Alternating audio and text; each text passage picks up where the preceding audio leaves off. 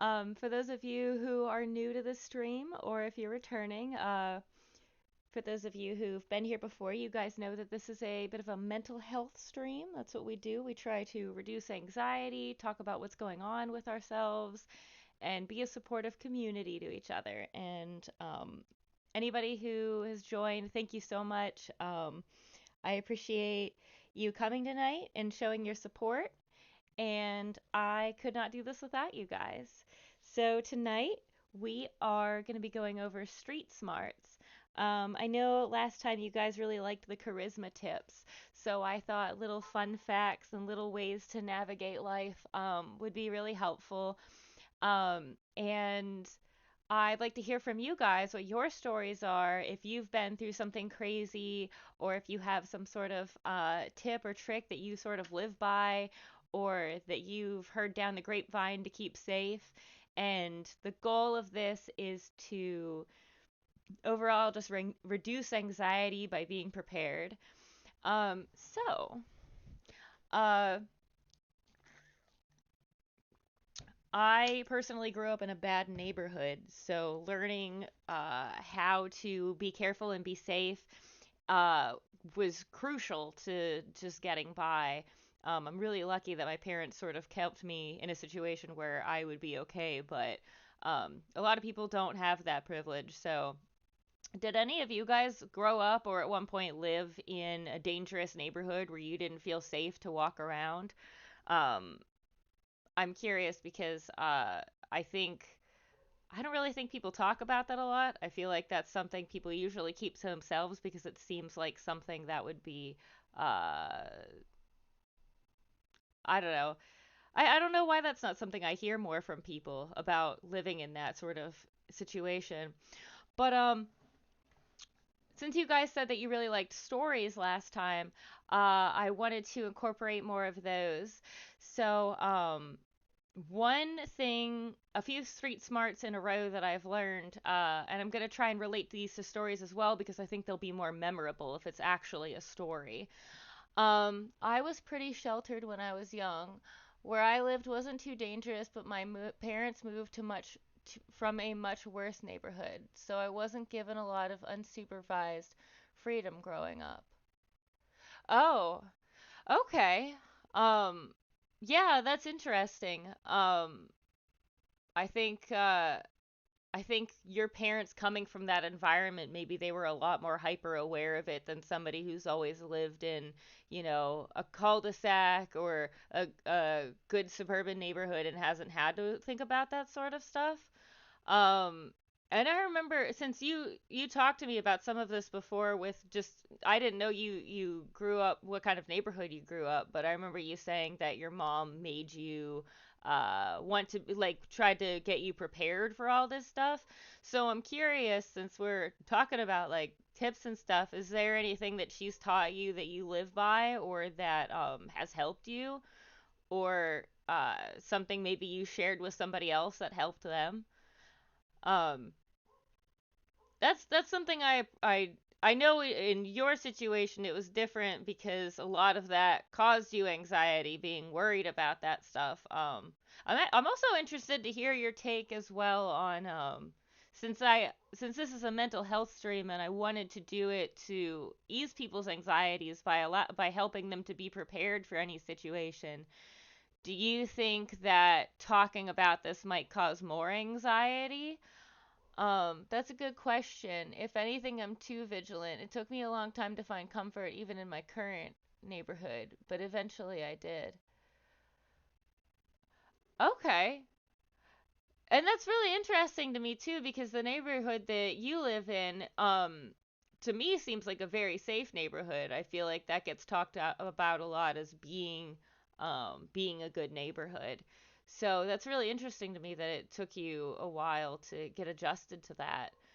Um does bringing up stuff like tips that can help with that like help with just street smarts and stuff, do you feel like that might bring back some of that anxiety or like be triggering in any way um from what your mom has said or any like experiences like bring back those feelings?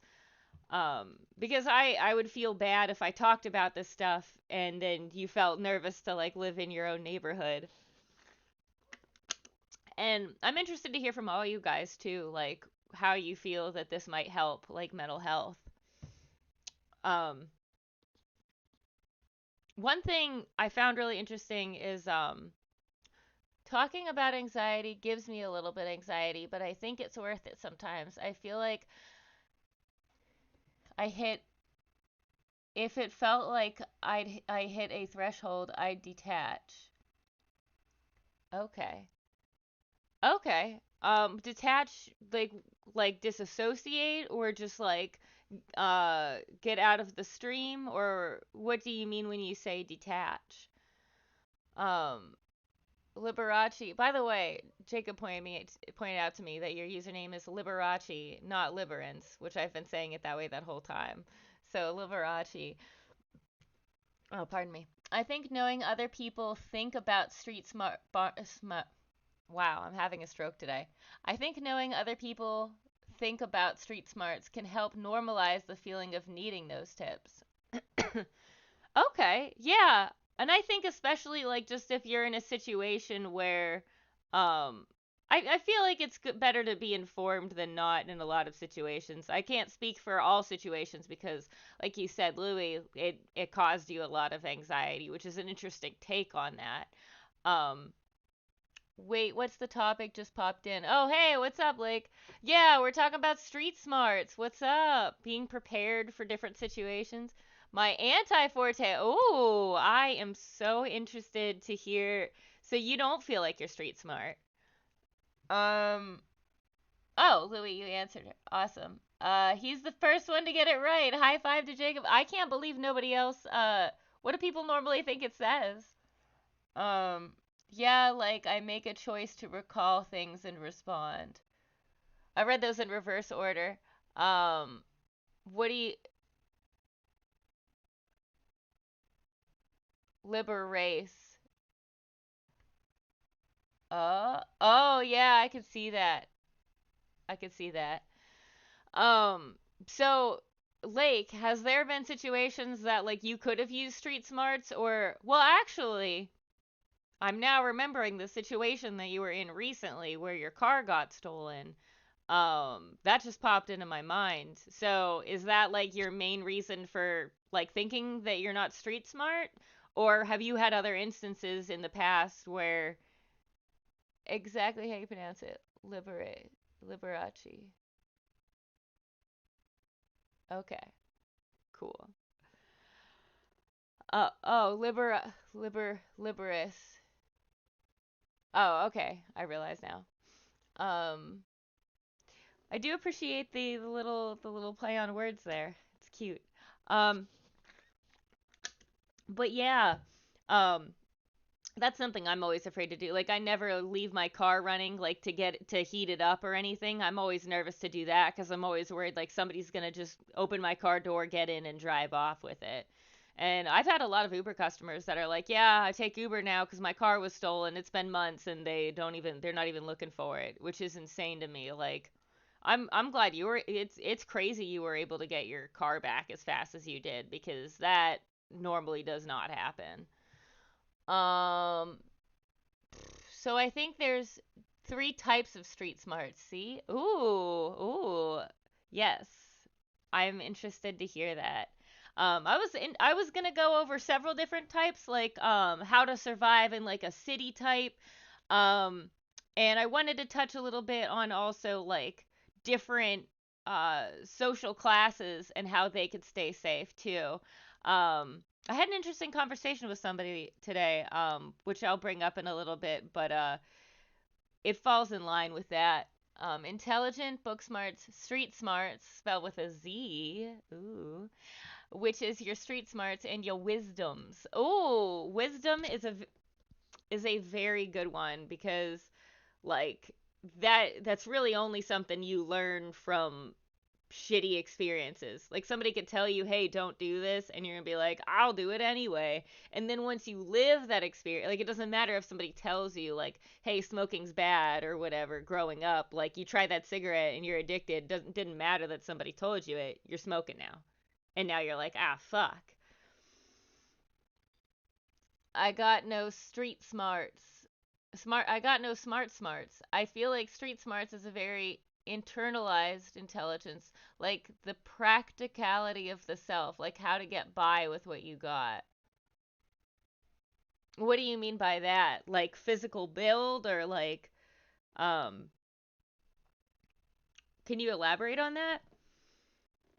Well, um I think uh I think like for me, like being a woman, if I'm like stranded somewhere, people are more likely to pull over and help me. But it's also a little scary because it's like, I have AAA, please go away, you're terrifying me.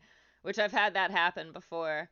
Um I walked I was walking I by the way, don't feel like you're interrupting me. Like I want to hear what you have to say. I'm just kind of going off on a side story.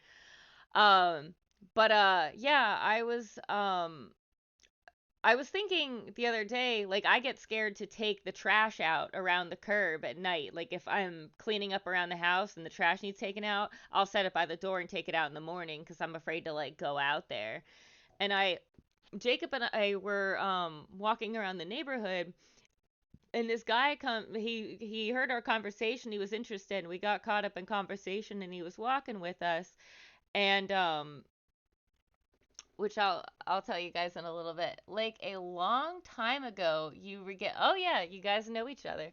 You regaled me with a comedic yet possibly unintentionally profound monologue that always stuck with me. You made a lot of exaggerated faces and explained various categories of nonverbal cues. You probably don't know how much I learned from that. That was some kind of smarts for sure.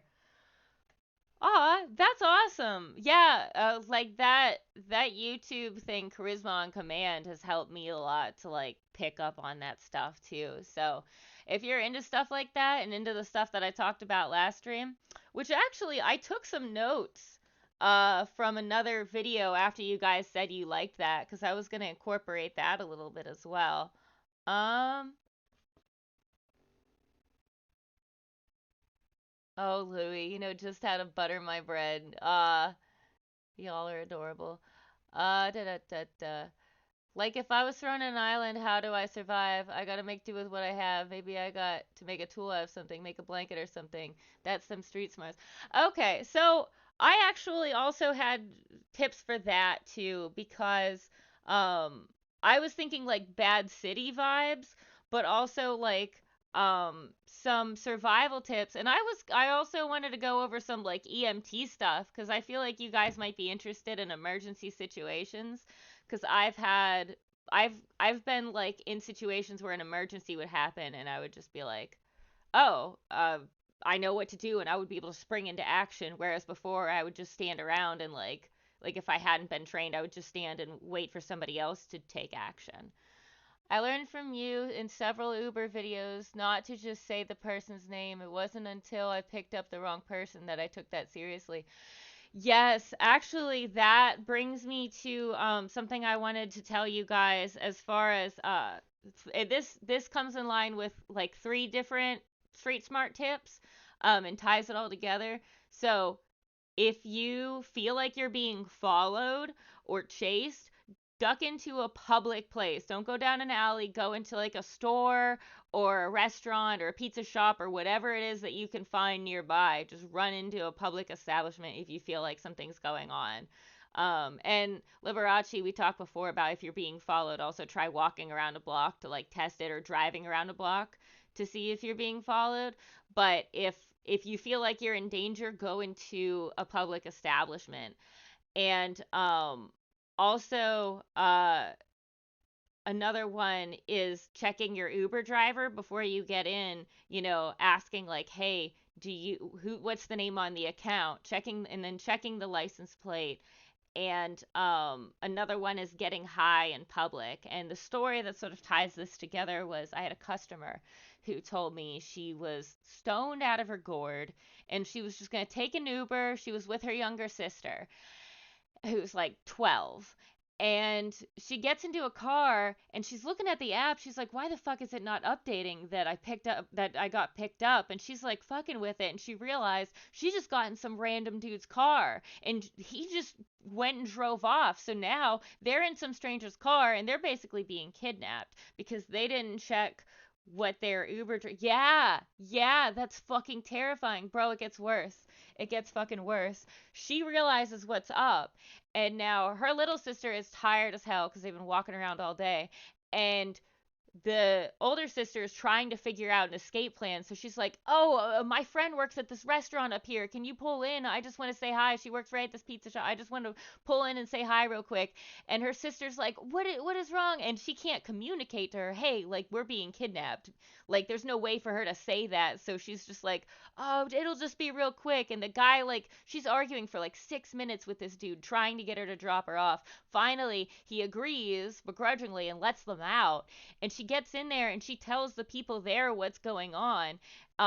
And they wait for a little while and they think that it's clear. So they go out and they realize he's still there, and they keep walking and he starts chasing them down the road. That's whenever they duck into this place that is actually closing. They let them know what was up, and the place was like, "Look, you could stay here as long as you need."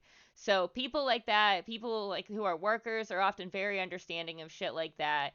Um, and like I said, be careful being high out in public, and always check who your driver is because so many things went wrong in that situation. But the thing that she was lucky she had the smarts to like turn that around so she could get out of that situation. Because a lot of people, if you, I'm sure you guys have heard, like if you get taken to a second location, you're fucked. If you're getting kidnapped, as soon as you get in that car, typically, like that's that game over. So, uh, I remember actually in the vein of like being careful about getting high in public, I have a couple experiences with that. And one is actually a little EMT tip. I was in Walmart, and actually I'm interested to hear, do you guys have any situations where like a medical emergency happened around you? Like just a freak thing happened, somebody collapsed, somebody like was bleeding a lot or something. Maybe you guys like, maybe somebody got bit by a dog, like whatever. Have you guys had any like lived through any emergency experiences where maybe you didn't know what to do or you did know what to do? Oddly enough, no. Really? Huh. That is so shot. I feel like I attract that shit. Like that just happens around me like kind of frequently. Actually, in the vein of being an Uber driver, I'll get back to the high thing, but in the vein of being an Uber driver, I've actually had three people call an Uber to go to the emergency room because they had chest pains. And after like talking to them and asking them certain questions, I found out they were having a heart attack. And I was able to handle it well because I knew like they were at an earlier stage of it, they were going to be okay. Um, well, I thought my stepmom was having a stroke, so I called my awesome EMT friend. Aw, I love you. Yeah, the symptoms for a stroke, um, you remember it? Oh, what?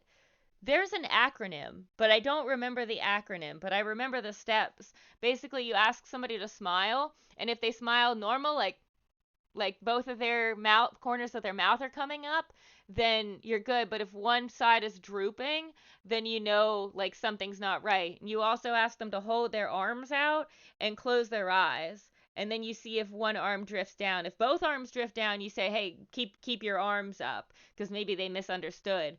But and the reason you ask them to close their eyes is so that they're not looking at it. They can't tell the fact that their arm is moving down.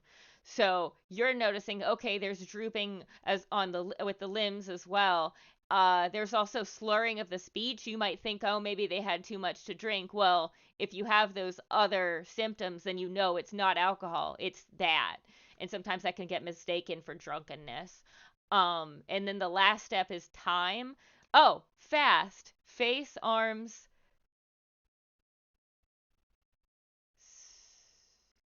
smile, slurring, and time is T, where you have to get them to the emergency room as quickly as possible because once a stroke sets in, it's a lot harder to be able to reverse the effects of it than if you get seen right away.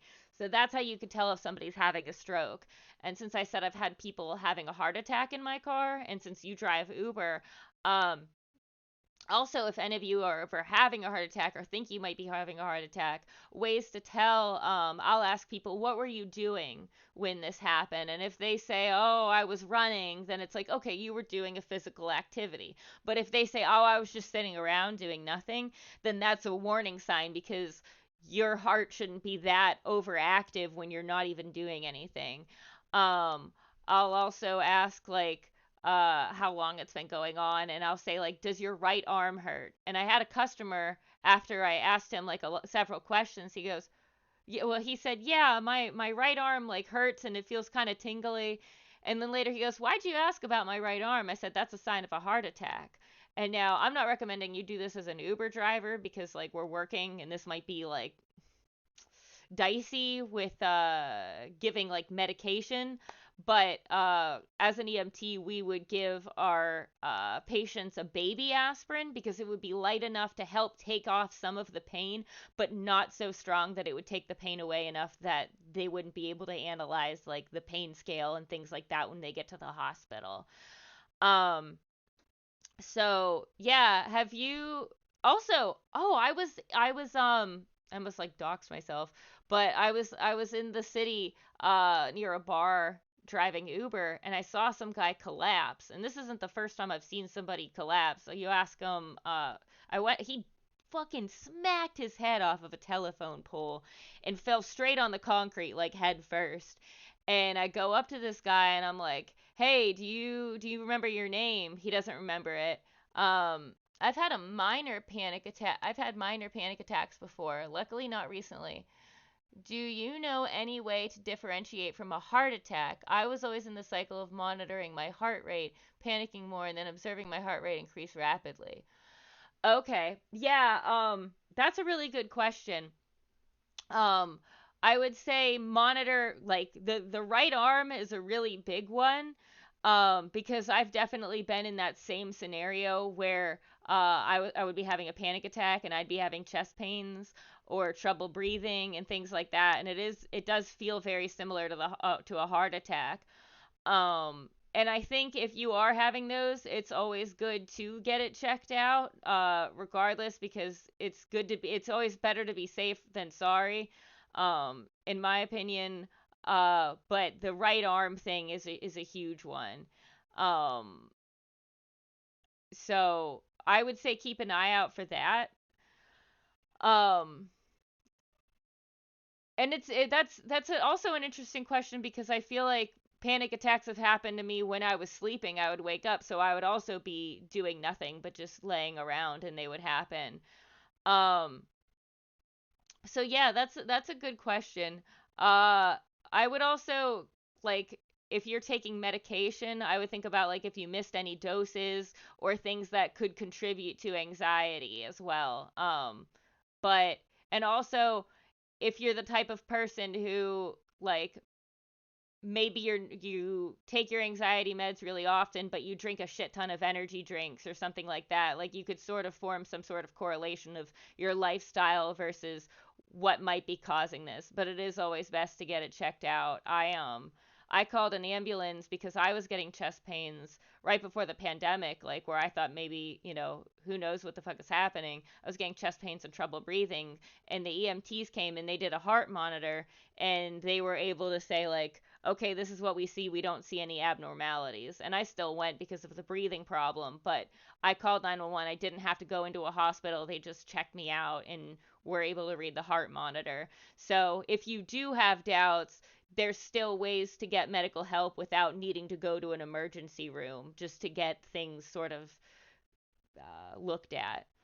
Um, Oh yeah, since I'm not trained, I would never pretend I'd know everything, but it's always good to know the first steps, then call 911. Yeah, I agree. Just knowing what's going on can also help you be calm in the moment. And if you're calm, they're more likely to be calm because you don't want to be freaking out because then that's just going to make the situation worse. Great to know. Thanks for the advice. Yeah, you're welcome. Um, yeah. Oh, one of the situations.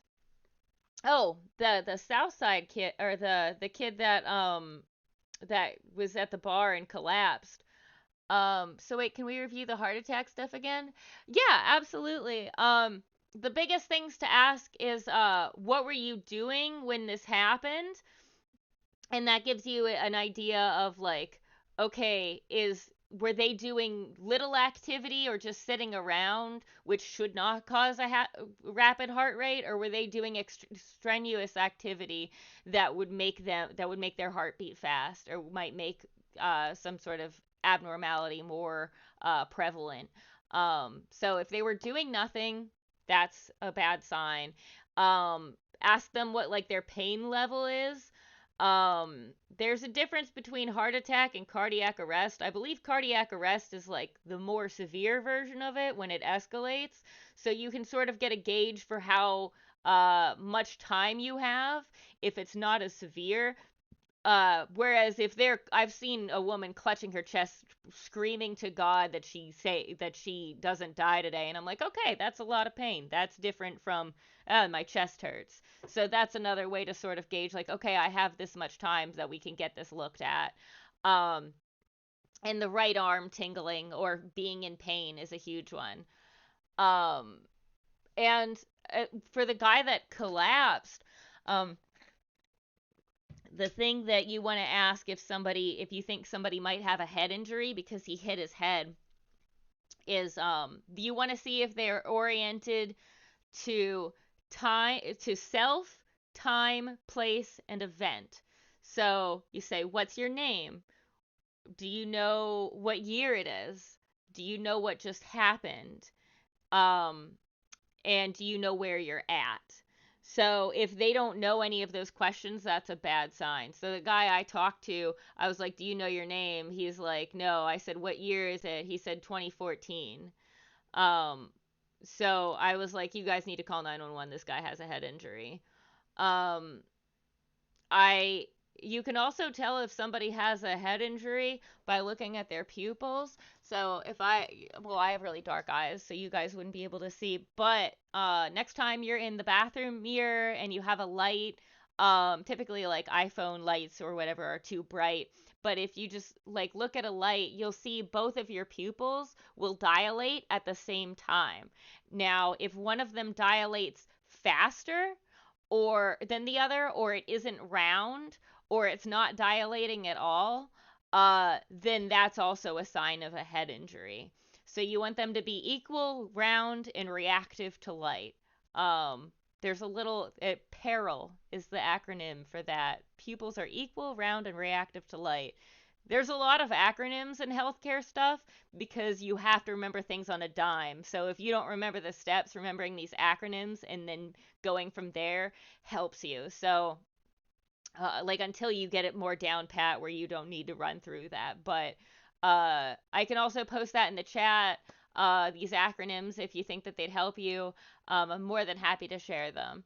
Yeah, when my stepmom had her amnesia event, she was 2 years off on the year and got the president wrong. This was right after the election, but that was the scariest moment. Yeah, that is really concerning. I don't even fully understand why that happened. Like that's a real cause for concern. I really don't. Did they know what caused that? Cuz I feel like you said that they didn't know. And I don't remember how that resolved cuz like I have no idea what would cause that. Um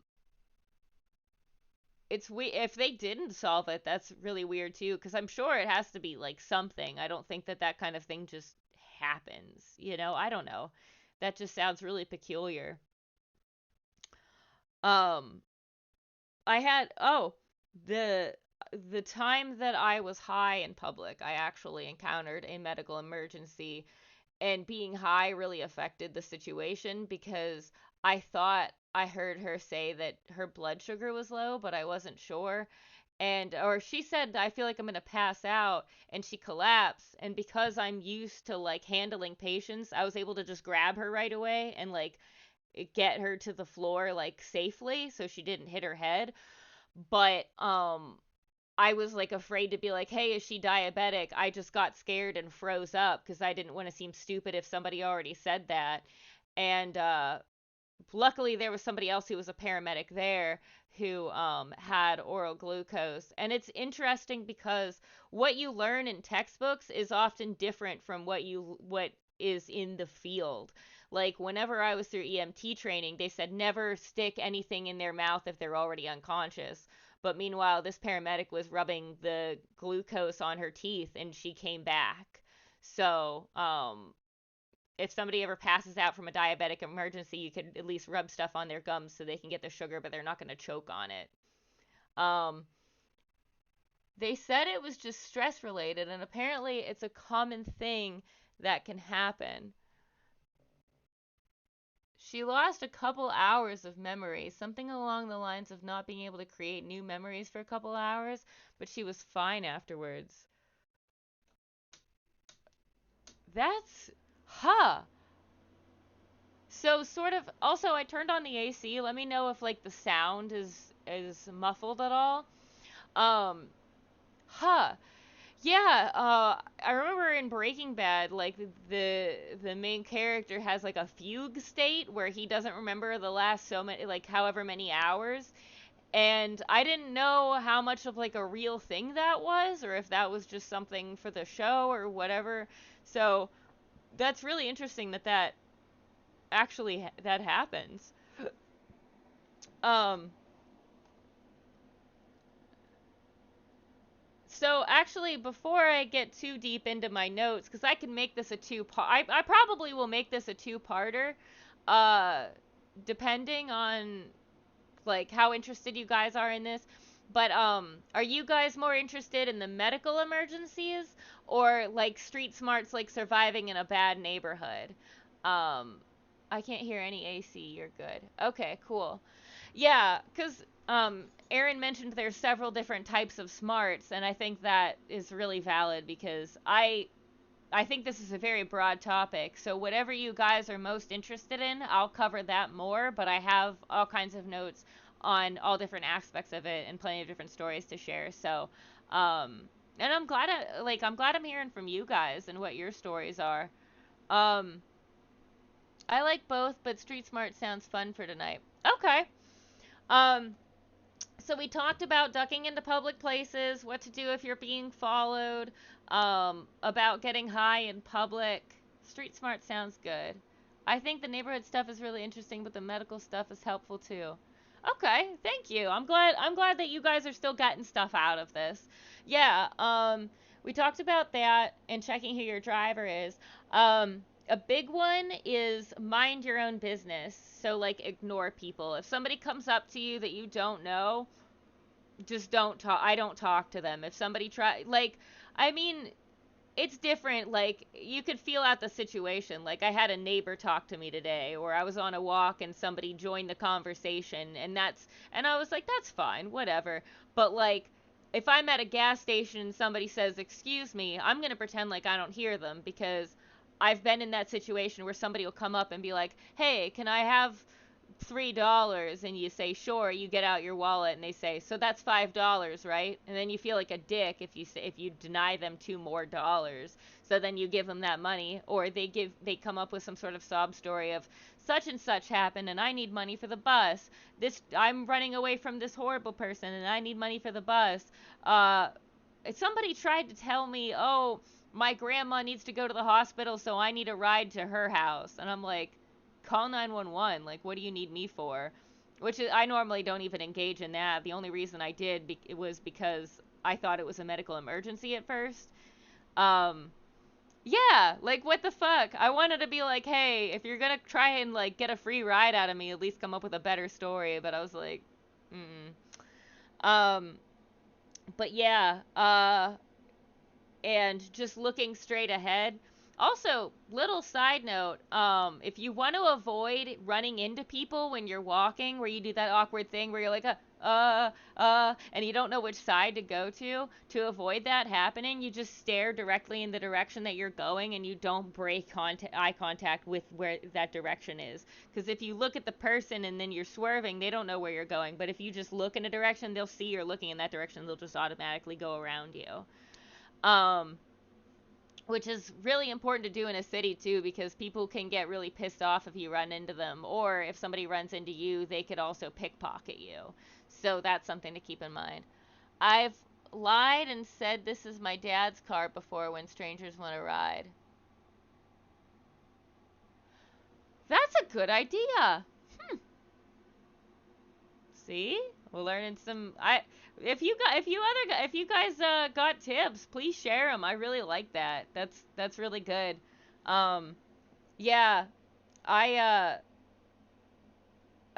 I avoid like looking at people too. Like home, I drove up next to this homeless guy and I got a bad feeling. And my car doors lock if I hit 15 miles per hour. But I got a weird feeling and he started yelling and I didn't look at him. And as the light turned green, I pulled forward and he like lunged at me. So sometimes if you get that bad feeling, like something bad's gonna happen, I'm not saying always like be in a state of anxiety, but trust your intuition and be more aware of the situation, because sometimes I from what I've read, like intuition is kind of BS. It's really just, hey, I've been in this situation before, or I'm using common sense that tells me that this bad thing might happen. Same for for money too. Oh, this is money my dad gave me for something specific to get out of giving them a 20. See, you're a better person than me, cuz I just like don't even I literally don't even acknowledge anybody anymore. I had a uh is that what street smarts is? Intuition, common sense? No, what streets the common sense thing, that's intuition. Like whenever you get this feeling like, "Oh, I have a bad feeling about this." It's like, well, yeah, it's not just because you have a random bad feeling that some fairy whispered into your ear. It's because you're on the literal other side of the tracks in a sketchy part of town. Like those sort of intuitions. Um, avoid eye contact is a good tip. My former roommate did a lot of volunteering across the country and explained it to me. If you don't make eye contact, don't engage, don't respond, a con artist won't know what to make of you. They won't have an in, so they'll break off the engagement before long. Absolutely. Absolutely. Um, actually, and I think you guys have probably heard me tell this story before about asking what the time is. Um, but normally I don't ever engage in anybody's if any strangers try to talk to me, or even people begging me for money, I just keep on walking. Like that is the absolute best thing that you can do. Another good thing for con artists like Facebook bots is just keep asking questions. Oh yeah, for con artists, don't if you're somewhere and somebody tries to give you a free CD, they're trying to get you to buy the CD somehow. Like they're still gonna trick you into paying for it somehow. Or uh this is how Socrates avoided con. Ha! I love that. This is how Socrates avoided con artists.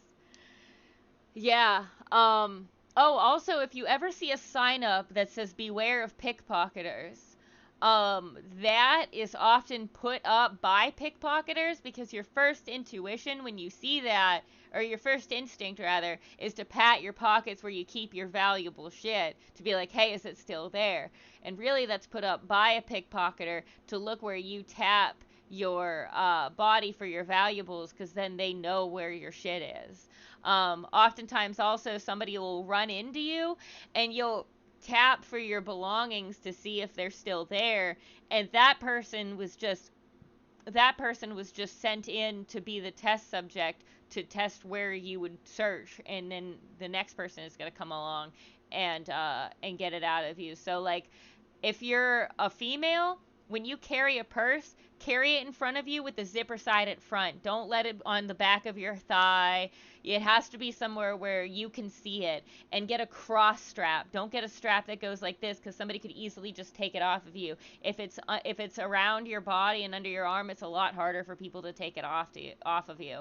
And that also comes in line where you walk on the street. Everybody should walk in the middle of the sidewalk. If you walk too close to a wall, somebody can pin you up against a wall and you're trapped. And you're cornered. If you go on too close to the sidewalk, um, I, at least for women, um, a I've had an experience where a van pulled up next to me, and I had read just like a few weeks prior to that about um, there was a time where a woman was walking by herself at night, and a van pulls up next to her, and and the lights are off, like all of the lights, and the door starts to open, and even the door light doesn't turn on, and she thinks to herself, that's weird. Oh, somebody would have had to purposely turn that off because it automatically goes on, meaning what happened next was not good, because she was right there. Somebody was about to grab her, and what she did was run the opposite direction, because it's too hard for a van to turn all the way around, so they're just going to speed off. And that's what happened to me before, where a van stopped right next to me, and I stopped with my friend, and I was fully prepared to start running back if they got out, but then they sped away. But especially if you're a woman and you're carrying a purse and you're on the edge of a sidewalk, a car could easily just drive by and grab your purse and drag you by it until you let go. So that's another thing. Or if you're a guy and you're wearing a book bag or whatever. Also, don't wear book bags in bad neighborhoods, because you can't see your shit. So somebody could very easily just unzip your stuff and steal from you.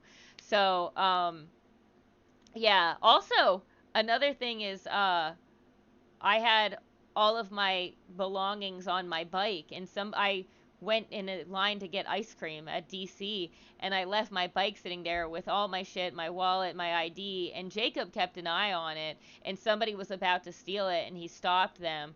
But because I left all my most valuable shit with my bike, I would have been completely fucked. So carry your shit on you all the time. I shouldn't have even let my bike out of my sight. Just in general, keep all your belongings in sight at all times. Hell, even whenever I was in school, like I would wrap my purse, or like I had a small like strapped purse, but I would wrap it around my ankle, so if anybody tried to grab it, it would be around my foot so they couldn't steal it. And I actually had one person try to take my purse before. So, that's shit I think about a lot. Um, but yeah, do you guys, when you guys walk on the sidewalk, do you guys ever think of like where you're at, like what part of the sidewalk you're walking on, or do you think about like what bags you carry or where you place things so you don't get pickpocketed, like avoid putting things in your back pocket? Lake, you do. What kind of stuff do you keep aware of? And I'm interested because you said that you're not good at street smarts. So where did you I'm never really afraid of being stolen, of stuff being stolen, but I'm more nervous about confrontation. Okay, like, do you, like, in the sense of, or like if cars drive by me, I'm always afraid I'll get shot, so I tense up. Oh, wow. I never even, like, considered the yeah, when a car drives by me, I've never thought about that, but that definitely happens. Like, I've been taking people to like bad neighborhoods where they're like, yeah, there was a an outdoor barbecue drive-by shooting. So that's crazy. Did you grow up in a bad neighborhood, Like, what because I feel like you said that you grew up in a pretty safe place. I'm not sure. Um, Louis says, I've gotten in the habit of leaving my wallet at home if I'm going for a walk.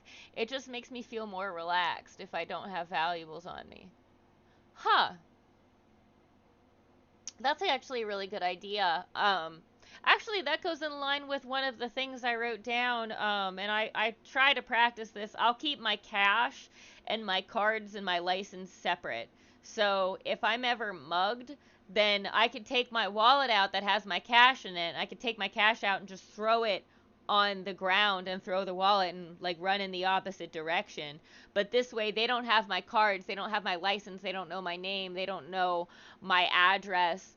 Um they can't like find out where I live and come stalk me or get more money from me or whatever. And I carry a limited amount of money with me. Also, there's been times where I've gone over to somebody's house and I had like a sketchy feeling about them, so I counted my money before I went into their place, and when I came out, I counted my money again and realized I had less. They say that's a good way to like test people. Um, Too, like if you have somebody over your, I mean, I just don't have people over my house that I don't trust, but uh, like if there's somebody that comes over that you don't know if you trust them, you could leave money out that looks like it was forgotten about and see if it was taken. Um, but yeah, I keep my money in cash or my money and my cards separate. So that kind of goes in line with what you said about like keeping your valuables away from you and stuff. I also keep a well, I haven't done this in a while because my credit card's like bent the fuck up, but I keep a credit card in my car so if I ever forget my wallet and I don't have enough gas to get home, I won't get stranded. So or like if I lose my card, I still have a backup in my car. Like if I lose my wallet, I always have ways of accessing my accounts where I'm not like fucked. So that's something to keep in mind. So I gotta catch up in the chat. Sorry, I got a little caught up with that. I put my cards in my phone case so it's always in my hand. Too much crap to carry around, but that could also be bad if I lose my phone. You know what? I used to have one of those and I dropped it in the winter and I noticed like the thing opened and I had to dig through the snow a little bit and I found my cards, but I'm glad that I like noticed that it fell out because like sometimes the more you open it and close it, I don't know what kind you have. You might have a much more sturdy one that I had. I think I probably just had a shitty one. I don't know if you have the kinds that like folds over like a wallet. That's different. I had one that was just a little slidey bit, and that was like not safe to keep my shit in. Um, but yeah, I've always been like iffy as to whether or not that if that's a good idea or not. I don't know. Do you feel like it's helped you keep better track of your like your wallet and stuff? Um, or like if I walk, if the lake said if I walk near women, I try to smile or seem more comforting. You know, that's no polar opposite kind of the country. I've been chased before by a kid on a quad, but that's because I was cutting through his property. Jesus Christ. That's interesting what you said about trying to smile and seem more comforting. I have another friend who tries to make his place like very fun and colorful and inviting because he's worried that he's going to give off vibes that like because he's a man like it's less comfortable there. And the gentleman that we ran into today that started talking to me and Jacob, he was black and he said like he was talking about because we were walking on the we went around the block to like the like to the nicer houses, which I never noticed they were nicer. He pointed that out and he's like, I'm not used to walking on this side of the road where the houses are nicer. He's like, cuz you know, I don't know if I look like I belong. People will pull up and look at me and things like that. He's like, that's why I wear my work shirt. Like he had like a polo on. He's like, that's why I wear stuff like this cuz I don't want to seem intimidating to people. And I thought, shit, like that's stuff like men and like people who get profiled in general or black people or whatever, like they have to be aware of things in a way that like I wouldn't normally have thought. So that's interesting that you try to smile and seem more comforting. Um, Hell, I've had a friend run to his dorm to try and get something in a hurry because he was like running out of time for something, and a woman thought he was chasing her, and he was just trying to get something. And there's no way to be like, "Hey, I'm not trying to like murder you. Don't worry." A friendly Liberace says a friendly Midwest nod does feel comforting. LOL. Out here in the country too. Uh, Lake says, back to the woman thing. I notice women appear more threatened by me, so I usually walk real fast to get around me, or just go. Oh, so they usually walk real fast to go around me, or just go to the other side of the street. Is that a racist thing? Might be overthinking that one. Um, it could be. I mean, there's no way to tell for sure, but it could be. Um, and that's the weird thing is there's kind of no way to tell, you know what I mean? Like it could be maybe they just like didn't want to do that thing where they're like awkwardly walking closer and closer, and because they happen to be walking at a faster pace and like don't know how to like negate like an awkward situation. Or like during the pandemic, Jacob and I were walking around the neighborhood and we didn't have masks on, so we saw some people on one side of the street and went to the other side to like avoid, you know, not social distancing because we didn't have our masks on. And I started thinking, shit, I hope they don't think we're racist because we moved to the other side of the street. It's just because of the pandemic. So like there could be situations where it's innocuous, but there could very well be situations where it is a microaggression or racism that, you know, makes you question, is that what it is or not. Um, Actually, in the vein of being high in public, there was one time where I was stoned out of my gourd walking at night at DC, and I was like thinking about something. I got into like my boss had pissed me off, and so I had this like pissed off look on my face because I'm in La La Land, just like, oh, that bitch. And I'm staring out into just nothing, just blanking out, and I happen to be facing a black guy, and he sees some white bitch just staring at him, mean mugging him down, like, you know, mean mug as in like giving him a dirty look. And like his thought is, well, I'm not doing anything wrong, I'm just existing here, so I guess she's being racist. Here, I was just stoned as fuck, but he came up and starts yelling at me, and I didn't even know, I was too high to even know what the hell was going on. It took me like to sober up and like a couple days later to be like, oh fuck, that's why he came up and got mad, because he started saying that I was racist, and I'm just like thinking like I didn't even do anything, I was just like spacing out. So, you know, who knows? But it's sad that you have to think about that, like, and have to keep that in mind and be like, is that what it is? Like, you know, uh oh, I'm sorry, I missed some of your guys' comments. You know, like I feel pressure to look friendly slash comforting too. Sometimes I'm on a walk to decompress and I'm like, oh no, I have to look happy for strangers. That's really interesting because from what I've read, like street smarts, like surviving in the city, is to like look pissed off, and maybe that's because I'm a woman. Uh, that's my understanding of it. Is like looking pissed off makes you look less approachable, so people won't come up to me and do things that, you know, are trying to solicit or be creepy or something. So as a woman, I've been told make a pissed off face. Um,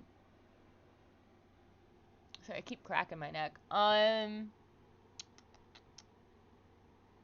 Also, the lake. I'm interested to hear your thoughts on that, with like moving to the other side because of COVID, or like like needing to keep the like the that being in the back of your mind as to whether or not it's racist. Danny, how do you feel about the whole "you should smile more" thing? Um, oh, I skipped some comments. It's helped me keep better track of my cards. Yeah, but I do keep other cards separate. That's a good idea. Yeah, there. Then that way, if you misplace your phone or whatever happens, you still has something. Have something. So that's smart. I think a lot of women are trained to avoid men at night. Yes. So I think it's a sexist thing. It is sad men feel like they're the bad guys when they haven't done anything wrong, but typically women are taught to avoid every stranger at night on the sidewalk. That's a good point too, Louie. Do you feel or oh, Liberant, sorry, I saw the L. Um, Louie, do you ever notice people going to the other side of the sidewalk or walking faster to get around you as a man? And also, do you go for walks at night? And Lake, did you notice this happening at night, or does this happen during the daytime? Um, and while I hear from you guys, as far as the you should smile more, I don't like being told that because it's like it feels like a guy desperately trying to find any excuse to talk to me and he doesn't know what to say. Because it's like if you want to say something kind, you could say, "Hey, you have a nice smile," or uh I like your shirt or hair or whatever. But saying you should do this more, that's not a good way to make a first impression on somebody by saying you need to do this more. It's like, bro, I don't even know you. I'm just coming here to fucking get some Cheetos. Like, get out of my face. I don't think it's polite, and I think it is just.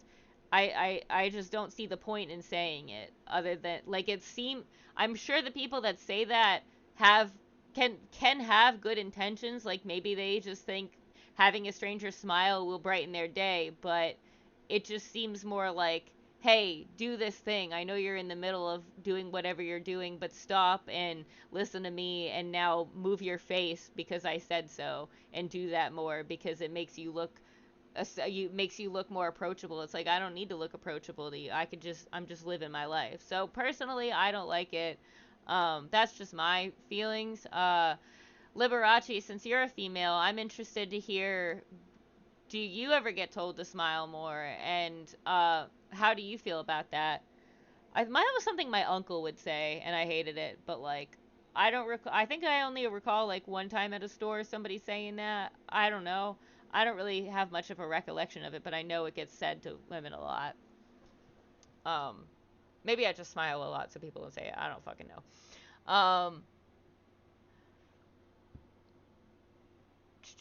During the day. Oh, okay. Yeah, I that does. I mean, I can't say for sure, but that does sound like a racist thing that you're experiencing. Louis, a little bit, and I notice myself doing it. Okay. Actually, I've found myself relieved by the pandemic because it's created an excuse for me to exert a larger personal bubble. Oh, okay. I like that take. Um,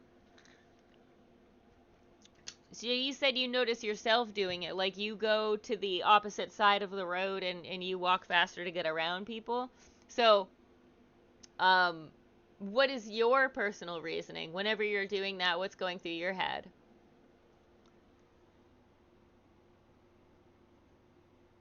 I can blame social distancing for not wanting to be in the range of strangers. Yeah, actually, in line with another little street smarts tip, um, another thing you can do is use windows to check who's behind you or if there's someone behind you.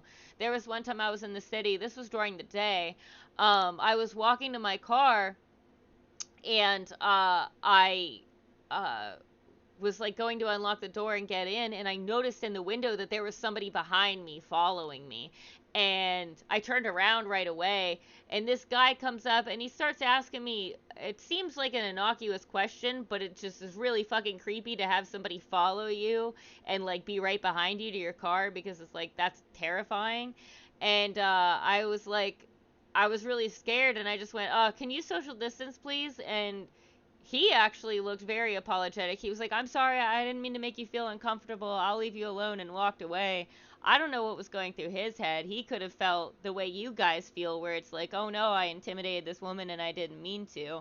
And on the other hand, I'm the type of person where I'm looking in windows, I'm looking at store shop windows to see if somebody's behind me. I'm keeping an eye on shadows if it's a certain time of day. If I can see shadows behind me, I'm I don't wear headphones in public because I want to listen to footprints or footsteps behind me.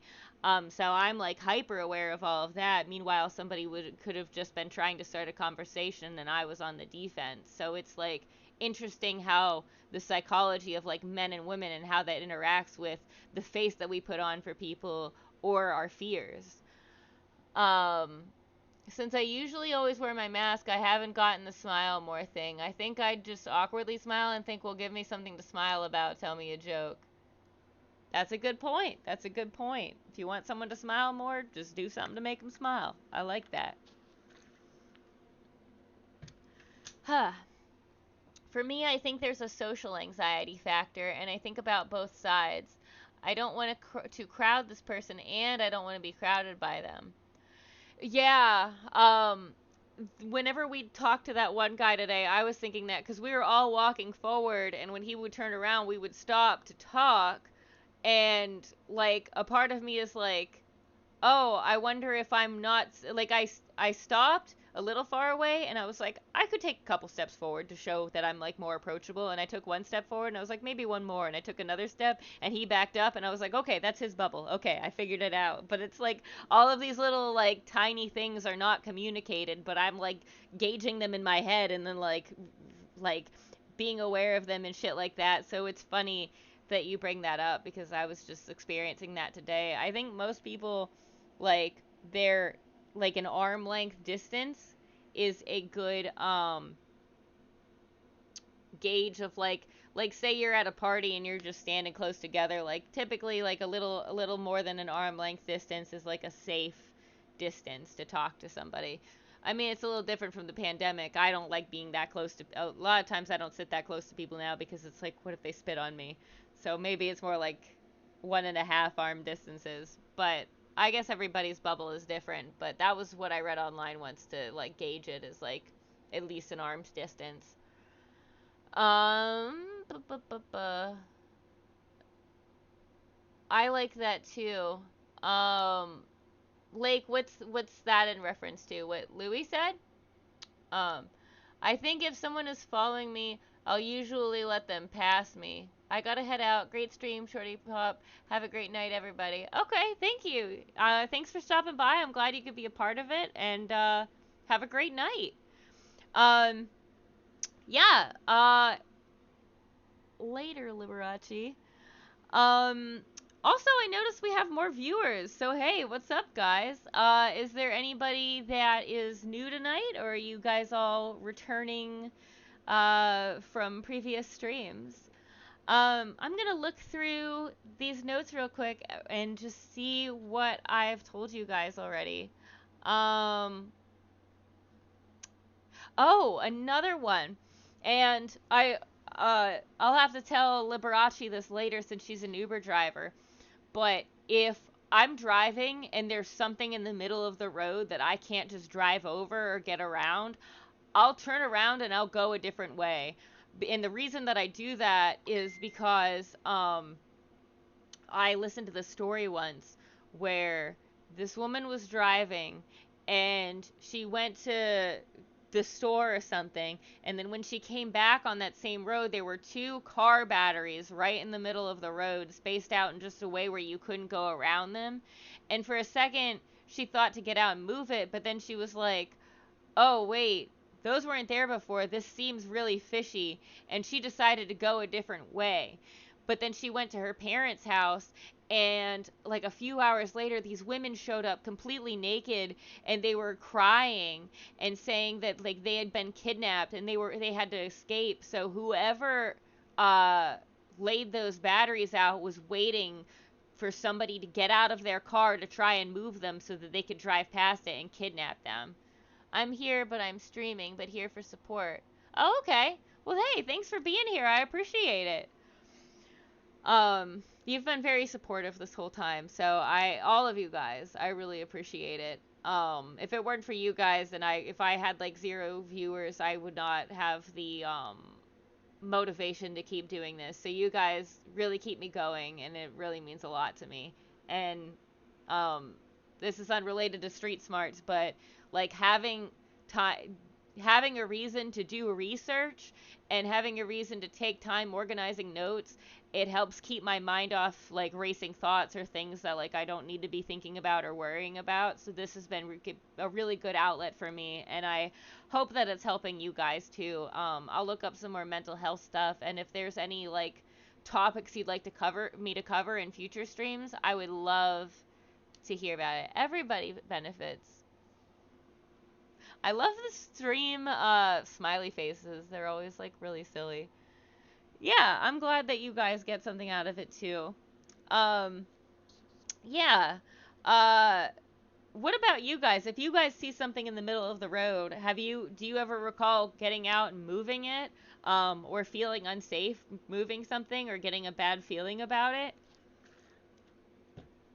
I had a there was a branch in front of me, and I was with a male customer, and I told him that story. I said, I can't get out and move that, but if you want to move it, you can. Otherwise, I'm going to go a different direction. And he got out and moved it. But that's my policy. If I'm driving anywhere in the woods or whatever, um, I don't get out of my car to move stuff. I'll just go around. Um, Let me check my notes. Also, I'm gonna just like breeze through some tips because I like to attach stories to them to make them more memorable. And let me know, guys, if the stories are helping like make a connection to the like street smarts tips, and if that's helping you remember them. I don't actually think of deliberate traps. That's really scary. Yeah, yeah. I think about stuff like that a lot. I'm going to go through some of these tips and let me know if you've heard any of these before or if these are new to you. Um, Walk near lights. Put keys in your pocket so you don't have to look for them because apparently a lot of muggings happen right outside somebody's front door when they're trying to find their keys. I told you guys about the pickpockets. Shoes. Never wear shoes that you can't run in. I try to make it a practice to not wear flip flops. If I'm walking around the block with Jacob, I'll wear them. But typically, if I'm by myself, I'm wearing tennis shoes or boots or something. Um, Even like whenever me and my friends went to Virginia Beach and we were on the boardwalk, people were like, my friends were like, "Should we wear heels?" And I'm like, "Don't wear shit you can't run in because you don't know what's gonna happen tonight." Um, and Also, there was a girl. I read a story about this girl who she was wearing flip flops, and a guy pulled up to her to ask her for directions, and she took her flip flops off. And when the guy drove away, she put them back on, and her friend was like, "Why did you just do that?" And she's like, "Because if I needed to run, it's easier to run barefoot than it is in flip flops. So if you ever do find yourself wearing shoes that you can't run in, that's something to keep in mind, is just be prepared. Or if you wear like shoes that aren't the most comfortable, bring a spare pair with you or something." That's a little less prevalent for guys because I feel like guys never wear shoes that are uncomfortable for them, but women do that a lot more. But and I feel like a lot of guys are on tonight, so definitely share that with your female friends, because this advice can be used for a lot of people. Um, and guys wear flip flops sometimes too, so just something to keep in mind. Parents. And if you're not a parent, maybe you have like a younger sibling or a little cousin. A huge thing is take a picture of your kids before you go out somewhere, like to a park. So, because you'd be surprised how much you don't remember about what they were wearing, or if you have an old picture and you have to put an update to it, like, "Oh, this is what they look like, but they got a haircut and glasses since then they're not going to be able to be identified." So that's something else to sort of like, if you're a parent, to ease your concerns of um, just how to keep your kids safe. I remember my mom like saying, "Hey, don't ever let anybody pick you up from school unless they know a password." And we came up with a password. There was a comedian that did a joke about this where his daughter wanted to make the password motherfucker. And he's like, "Why?" And she's like, "Well, because nobody's going to go up to a little girl and say motherfucker." Um, but yeah, let's see. I also I made a habit with my friends when I was walking with my female friends. We would sort of take shifts where after like 10, 15, 20-ish seconds, one of us would look behind us just to see if anybody was behind us or following us. And we sort of took shifts, which in retrospect, I guess it sounds a little weird or a little paranoid, but it's better to be cautious than not. Um, Also, taking populated routes or places where there's women and children, because women aren't going to take their kids in a sketchy neighborhood. You're just not really going to see that. So if you see kids around, you can know, okay, this seems like an area where I'm going to be okay. Also, literal street smarts. There's a bunch of, like, I know that you guys know there's a bunch of different terms for a street, boulevard, alley, yard, like they all mean different things.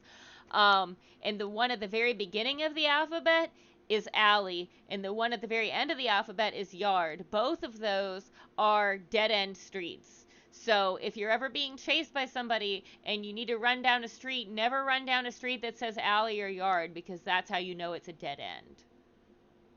Literal street smarts.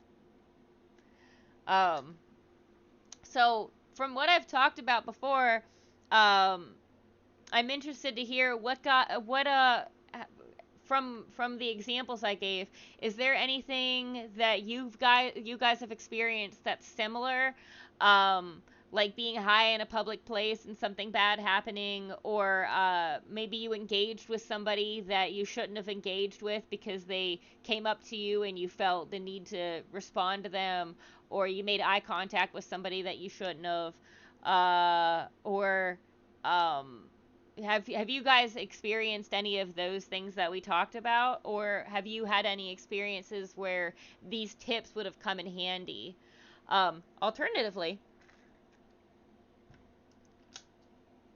um, have you is there stuff that you learned because, well, in line with what the lake said, because wisdom is a type of learning, is a type of smarts. Is there something that was really shitty that happened to you, but because of that, you now have this wisdom of, okay, I'm not going to let this happen again?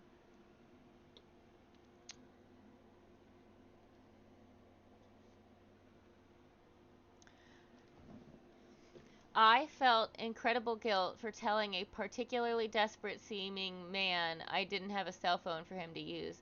I told myself he was near a store with a landline, but it still felt bad.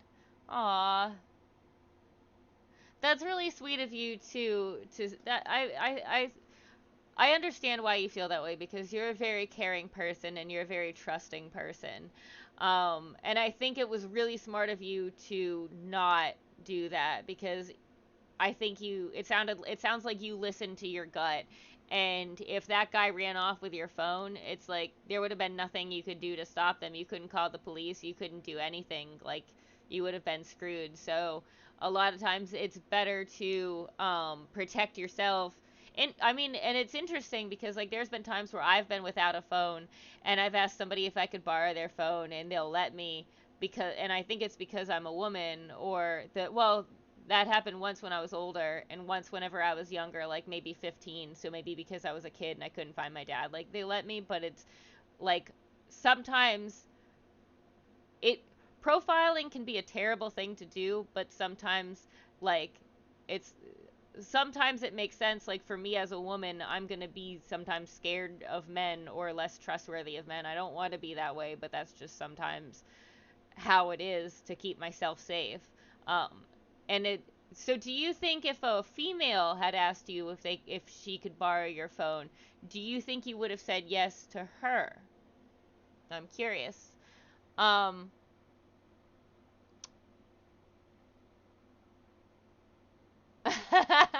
I'll 100% let a woman steal my phone every day. Oh, Louie, you I want to give you a hug. You're so precious.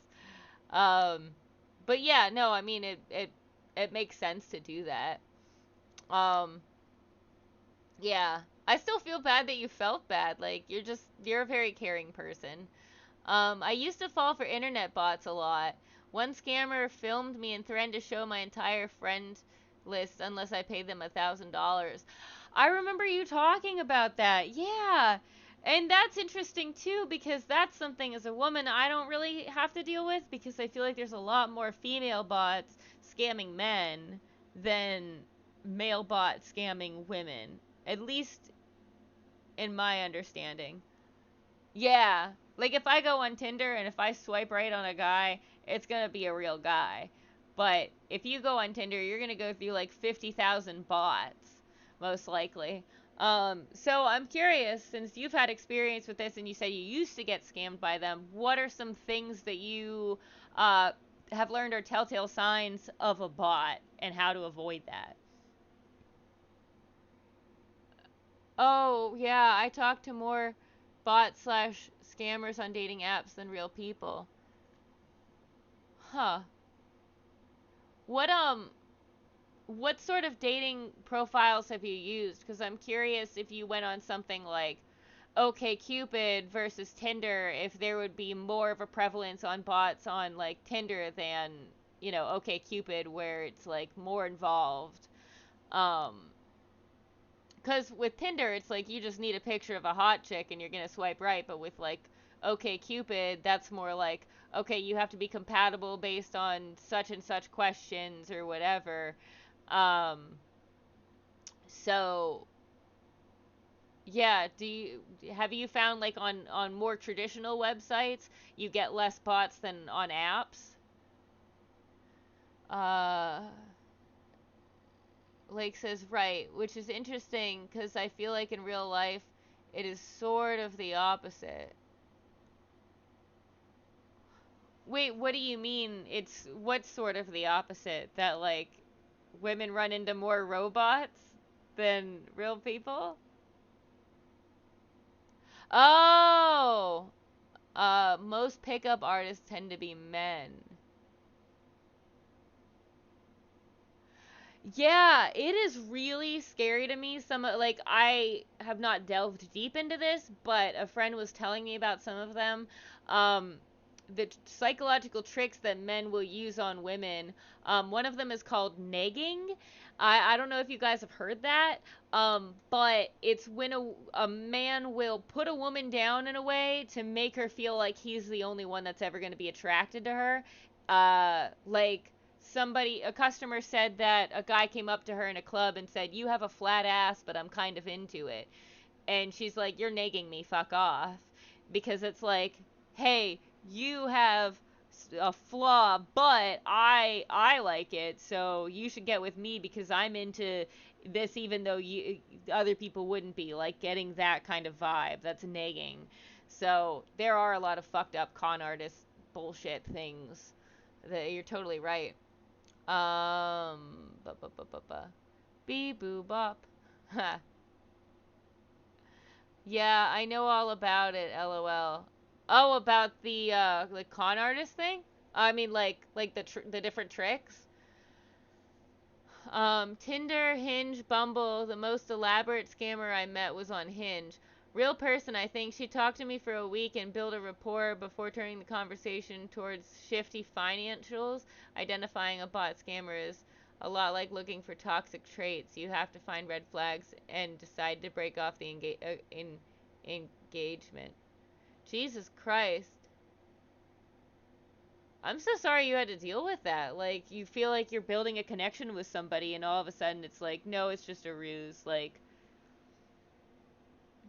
I mean, if you're gonna be a sugar baby, at least be honest about it. You know what I mean? Like from the get go, at least be like, hey, I'm looking for a sugar. Like, then it's like, all right, you're being honest, but don't lead somebody on for a fucking week or something, and then be like, hey, this is what I'm actually interested in. Like, fuck off. That's fucked up. Cheap tactic. Some of my bot red flags are if they ask you to go off app right away. Oh, yeah, I've seen about that because I watched this thing where this guy talked about this dating thing that wanted to sponsor him, but it was all these like bots and it was like a huge scam and shit. I'll have to find it.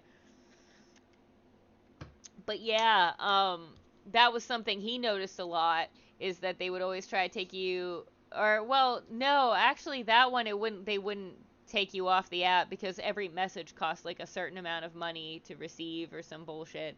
Um, but yeah, I think I've heard that one before. Um, if they give you a shady link or obviously if they ask you for some sort of payment. The nagging trick, yeah. Okay. Um, since you know about some psychological tricks that men, I mean, if you know about nagging, I don't know if you know more about it, but are there some con artist tactics that you've learned about that you would like to bring to the discussion and like share so as like a cautionary tale for women to be wary of like if they're being conned by a guy or manipulated by a guy?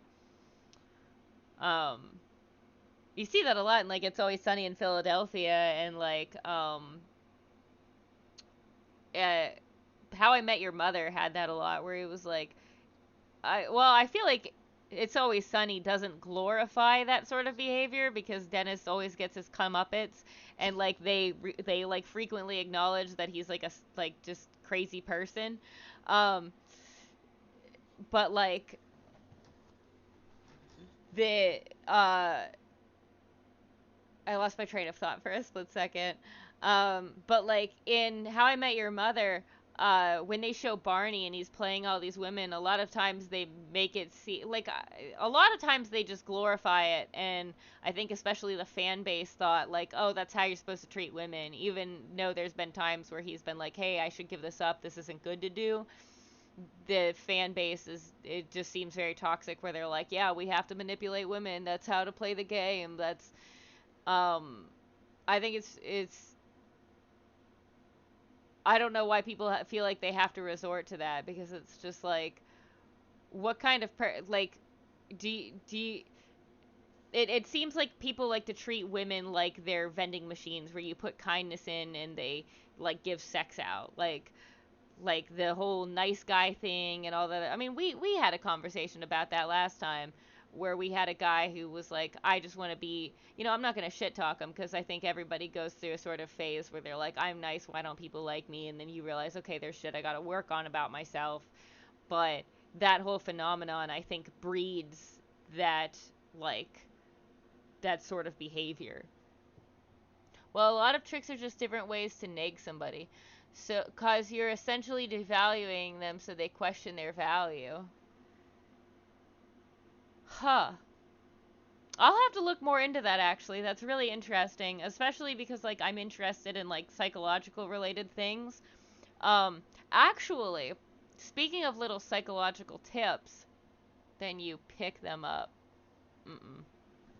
Yeah. Um, Speaking of psychological tips, two of them that I used recently, actually on that vacation where I had a friend who kind of like freaked out, and we were women by ourselves at night in a place that I didn't know how safe we would be, and she started having a panic attack, and I she was like yelling and things like that, and you can't tell people like, hey, calm down, because that's going to make them freak out worse. So if somebody's having a panic attack and freaking out and yelling or maybe making a situation like us being out there, it made the situation unsafe. So if somebody's freaking out, rather than telling them to calm down, just take deep breaths in and out, and like audibly, like that they can hear you, and they'll just mirror you and start doing it too. They won't even think about it, they'll just do it. So that's sort of like a little psychological trick, but it's actually a positive thing because it can be helpful for a person like who's having a panic attack. Um, yeah, I think media perpetuates a lot of these problems. Oh, absolutely. There's like these pickup artists who want to sell their tips, and like the rules of the internet, if you've ever read that, it's so sexist and homophobic and just like so toxic. Uh I absolutely agree with that. Second.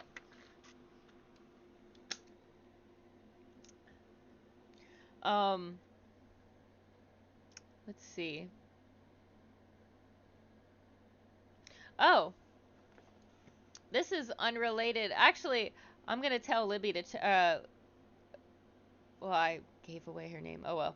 Well, I'm gonna tell my friend to check this out later because she drives professionally. But uh, if I have a question for you guys, actually, have any of you ever been stranded?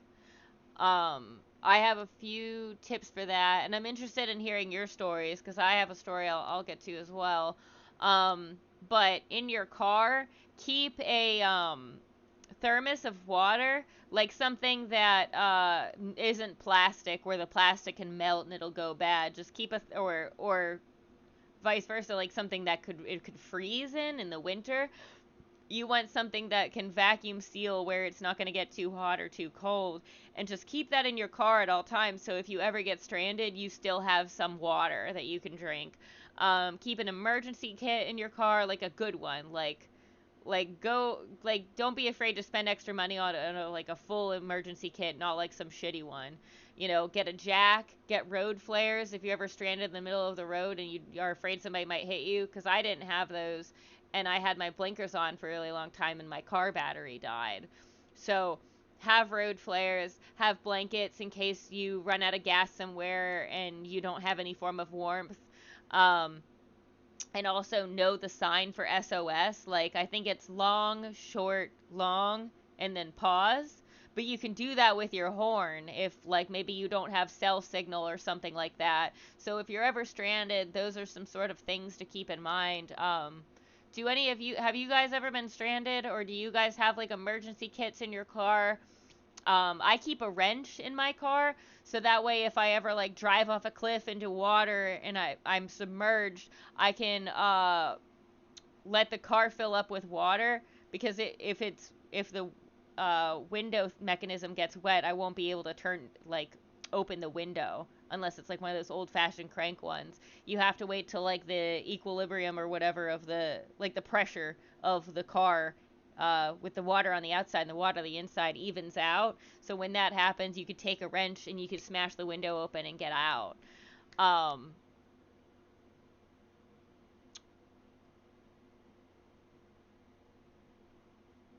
Luckily, luckily the most stranded I have ever been was waiting a couple hours for AAA.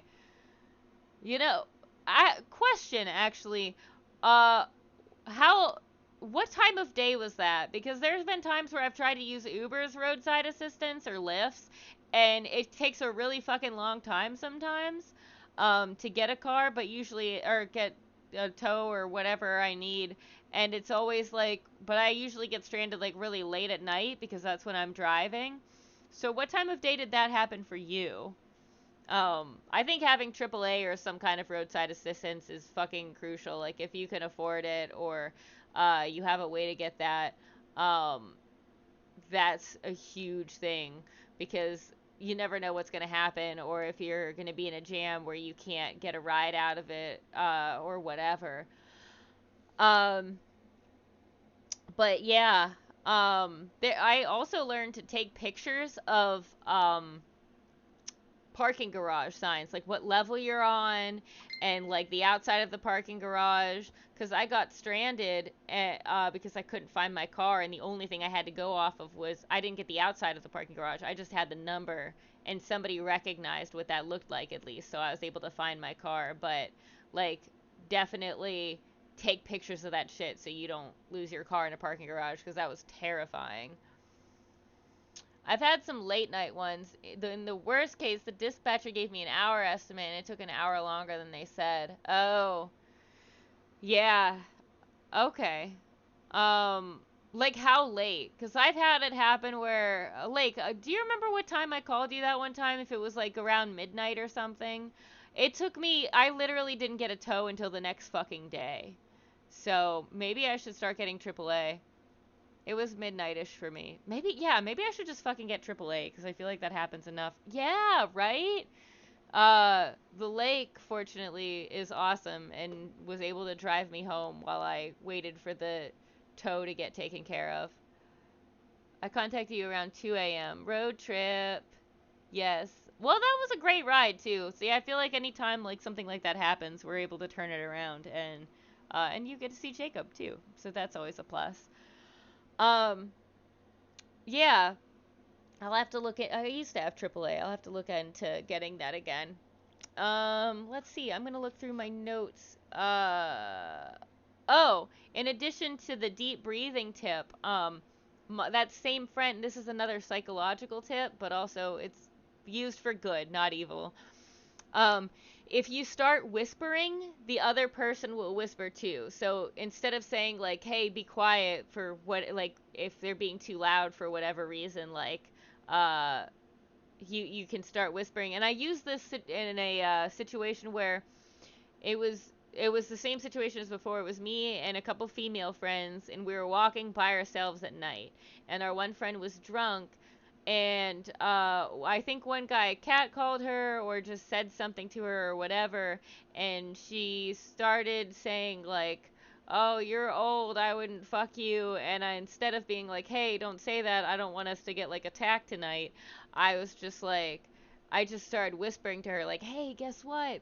And she's like, what? And I'm like, you're awesome. But that, and like, I just said that, I wanted her to start whispering. So I just whispered the first thing I could think of. And that got her to stop yelling at that guy and put us in a safer situation because we were no longer engaging with that person. So if you're ever in a situation where uh, somebody's talking too loud and you need them to be quiet, that's really smart. Oh, I'm glad you think so. Yeah, I hope that that's helpful. I told Liberace that because she was with us, that I used that little technique, and later on when we went back to the Airbnb, um, the one night, me and the one girl were really drunk, and we were loud at the Airbnb, and it was being shared with like another family, and Liberace remembered what I told her. So rather than being like, guys, we have to be quiet, she just started whispering, and we all started whispering too. And she thought, oh shit, this does work. So even though I knew the trick, it still worked on me because I didn't even realize. Um, yeah. Huh. I'm gonna look through my other notes because I feel like I got through a lot of, oh,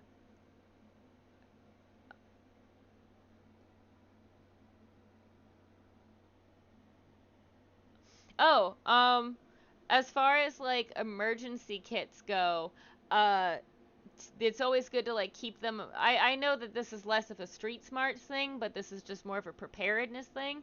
Um, having like your medications all together so you could easily grab it, or having like, I mean, use this pandemic as an example. You know, we couldn't get hand sanitizer, we couldn't get bleach or disinfectant, we couldn't get toilet paper. There's so many like necessities that we just couldn't get a hold of that we never anticipated that would go out of stock. And food was at a shortage as well. So, that can happen at any time, especially even when there's like a hurricane coming, everybody buys up the jugs of water. So, things like that are good to keep around, just like regular household items, keeping them stocked, keeping them, if you are able to afford getting extras and having some extra storage space for extra toilet paper, extra canned goods, extra bottles of water, a flashlight, batteries, all of that stuff. I know it seems more common sense, but, and hell, I know I'm doing the stream, I don't even have that all together. But that's just something I wanted to share with you guys because I feel like that would be helpful. Oh, one second. Yep, it's on Wednesdays now. Yeah, so for those of you who don't know, I'm going to consistently be doing my streams on Wednesdays because doing them staggered, it made it really hard when I would have a stream on Thursday and then another one that very next Tuesday. It gave me less time to prepare. So doing it consistently on the same day and in the middle of the week just seems a lot easier for me. So, and we'll have another person that's going to be joining in a bit.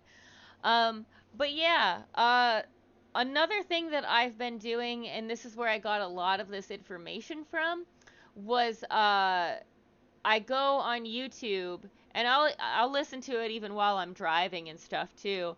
Uh, I'll go on YouTube and I'll type in Reddit Street Smarts, and I don't know if you guys are bothered by AI voices or not, because that's what they're always read in, but um and the YouTube channels, they've already curated all of the out they've curated out all of the bullshit comments that like aren't that helpful or are repetitive. Um so you can so I listen to that and it'll give me all these tips, and that's where I've learned a lot of advice that's really helped me. Um if uh if Chad just joined, hello. I saw that the view count went up. Hello, got you on my phone while I make food. Hell yeah, what you making tonight? Um, yeah, that's where I learned a lot of this information.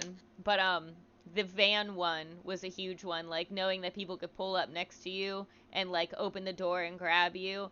I would have never thought that that was a thing that people could do. So being aware of that and then having that van pull up, I was able to be like, okay, I'm going to let this person know I'm suspicious. And then they drove away. Veggie chicken patties. Ooh.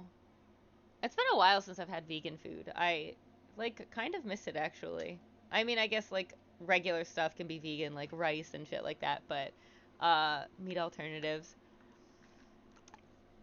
So, Chad, we were talking about, street smarts and, the different types of street smarts. Like, we were talking about how to survive in a, big city, like a rough city. Well, I mean, we grew up in the same, city, so I don't know what your experiences are, like as far as how safe your part of the neighborhood is, but I'm curious to hear. Did you ever feel unsafe in the town that we grew up in?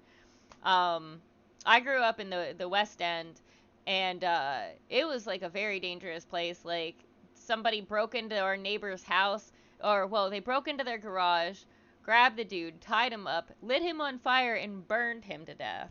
And then up the street, uh, somebody I went to second grade with broke into this dude's house and stabbed him to death for heroin money and stole $10,000.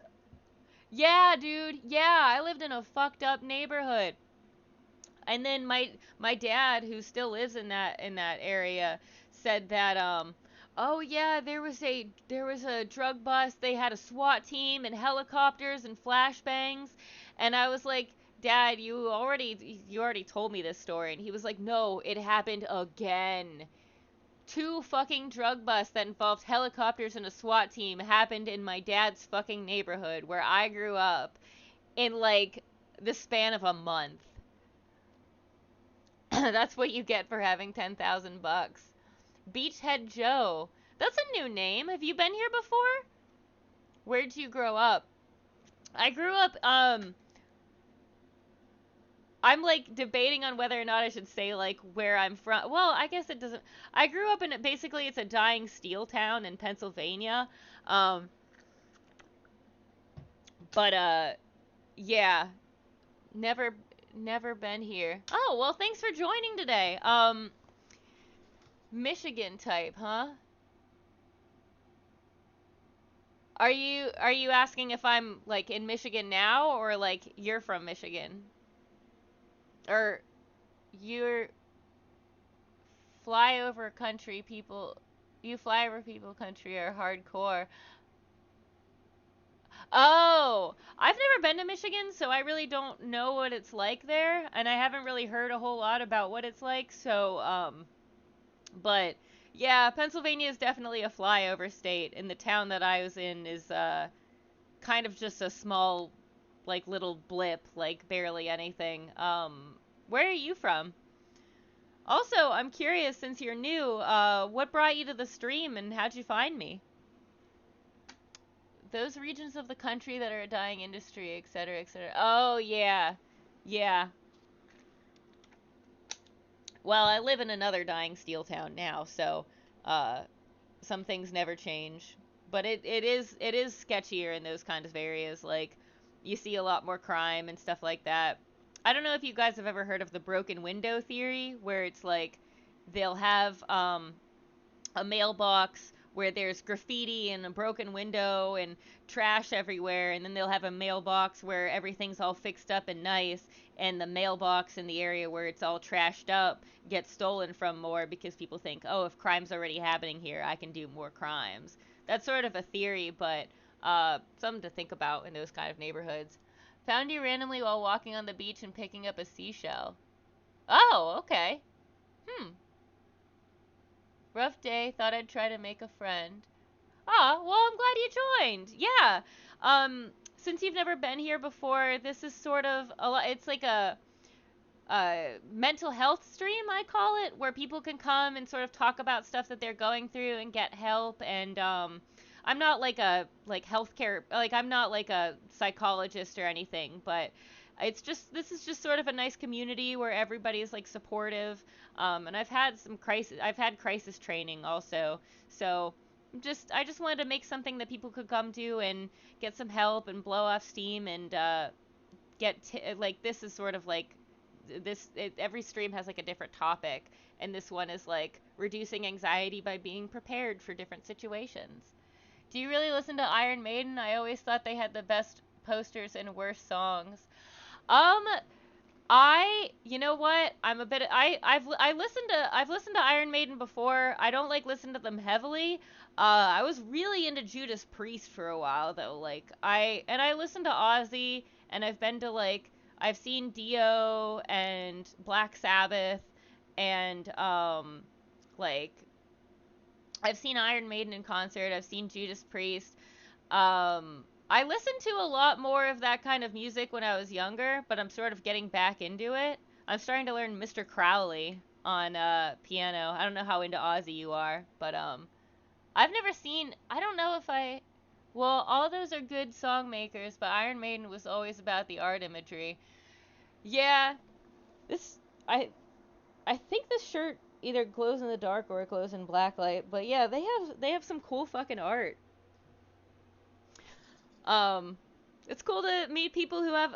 See, I'm glad you dropped by and you got similar sense of music too. So I dig that.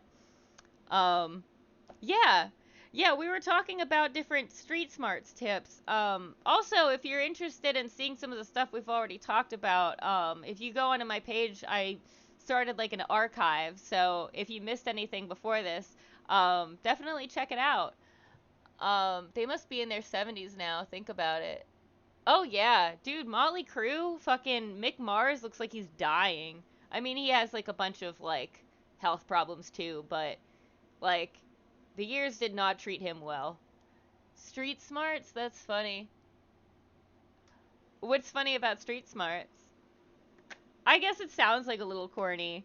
Like it sounds like I'm doing some sort of after school special. Um but uh yeah, I think like for me, since I grew up in a shitty neighborhood, and I also live in sort of a shitty neighborhood, and I live near a city too where like it's unsafe. I started like learning a lot more. Also, I was like planning a trip to Chicago briefly, and I started to get nervous that something like bad would happen to me if I went there because it was gonna be a girls trip. And since I didn't have a guy with me, I was like extra worried about that because I'm like, shit, I can't defend myself with dick, so what am I gonna do? So that's what actually got me into like looking all this stuff up. I think they might be imaginary in real life danger situations. You want to be safe, get a concealed carry permit. You know what? That is a really interesting point you brought up. I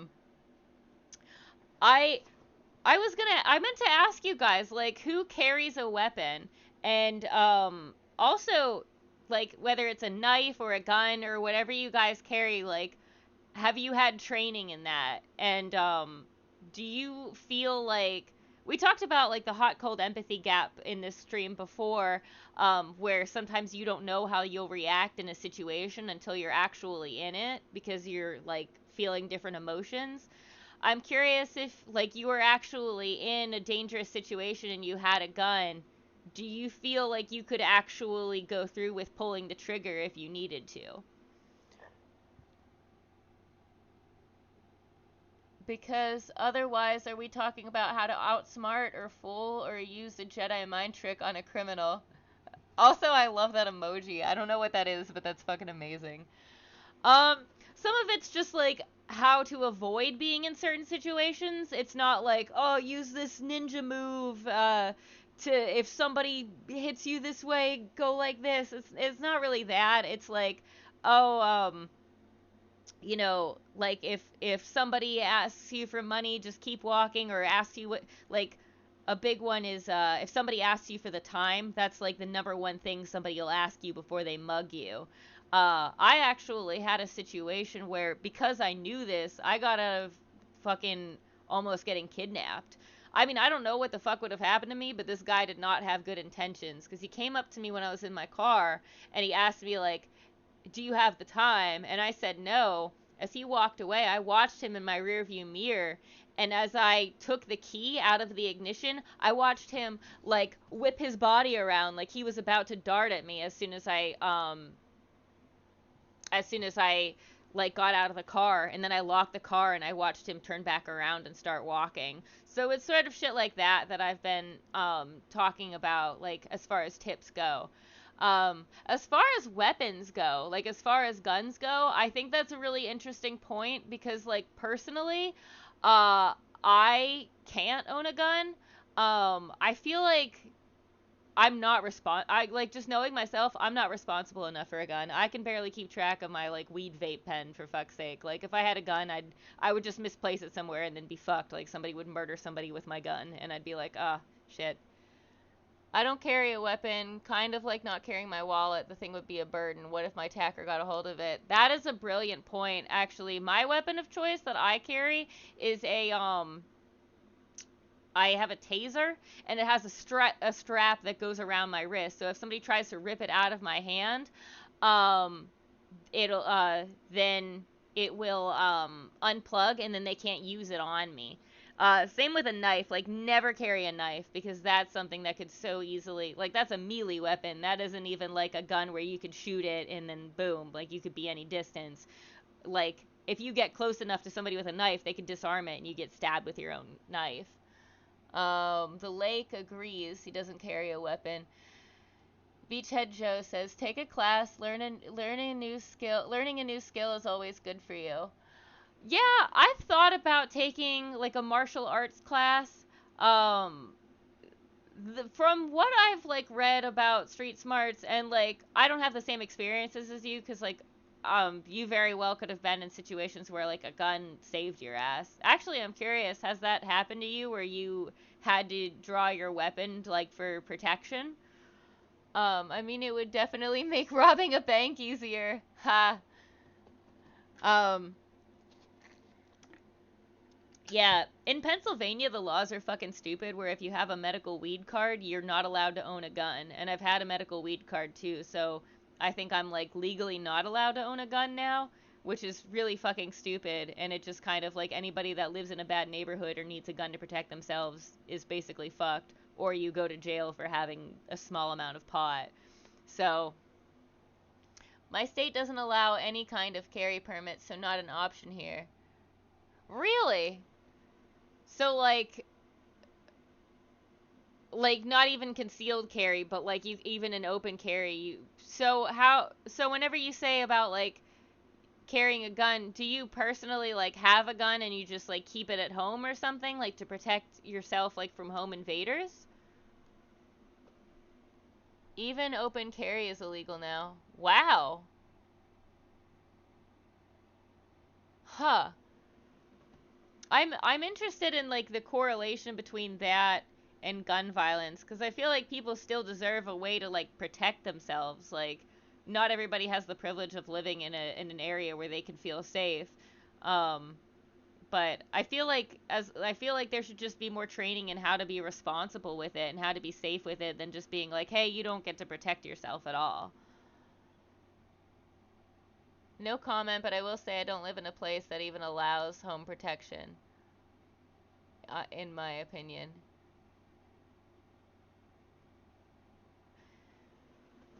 Huh. Yeah, I don't see that's really scary, honestly. Um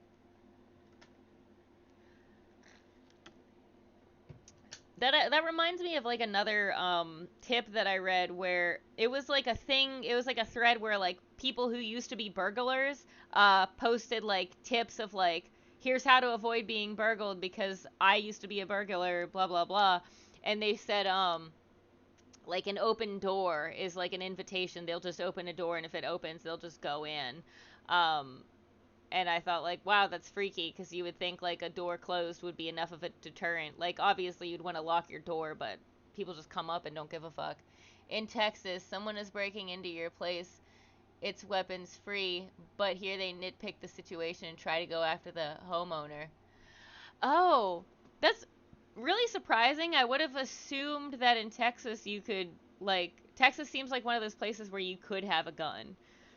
So that's really weird. And yeah, I've heard about shit like that. Like there was a story where and that's another reason why I am like afraid to use a weapon to protect myself is because I'm still, I don't know if culpable is the right word, but like if I fuck somebody up, I could still be held accountable even if I protect myself, like no matter the situation.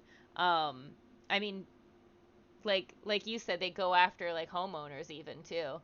Texas is a place where it's extremely okay. I've visited there before. I mean, it's very beautiful there. I just don't know, like, accept abortion. Oh yeah, that fucking bounty thing is ridiculous. Oh my god. Yeah, that whole thing is a fucking rat's nest that's all happening. Um, but yeah, yeah, I heard a story about this family who had like they inherited this house, but they couldn't like take care of it, so it was just sort of sitting there but holding valuables.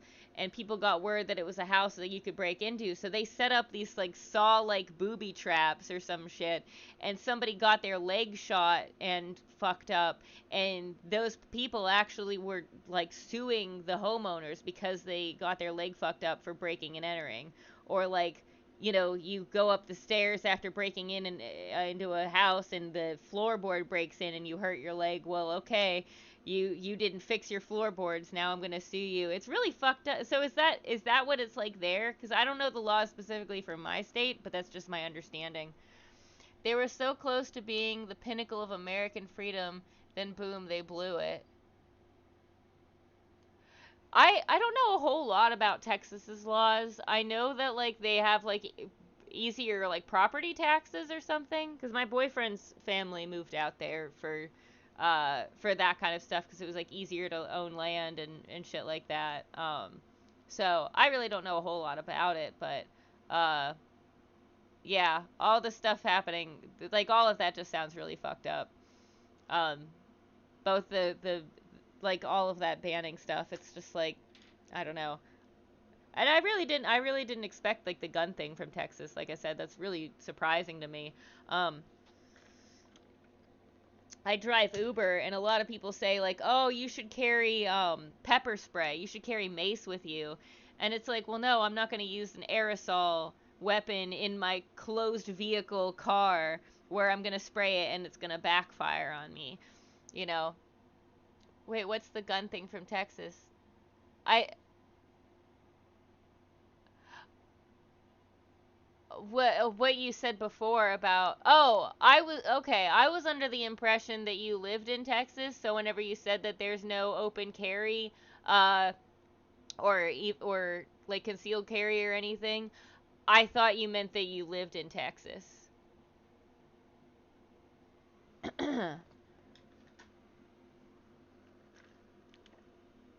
So Texas isn't the state that has a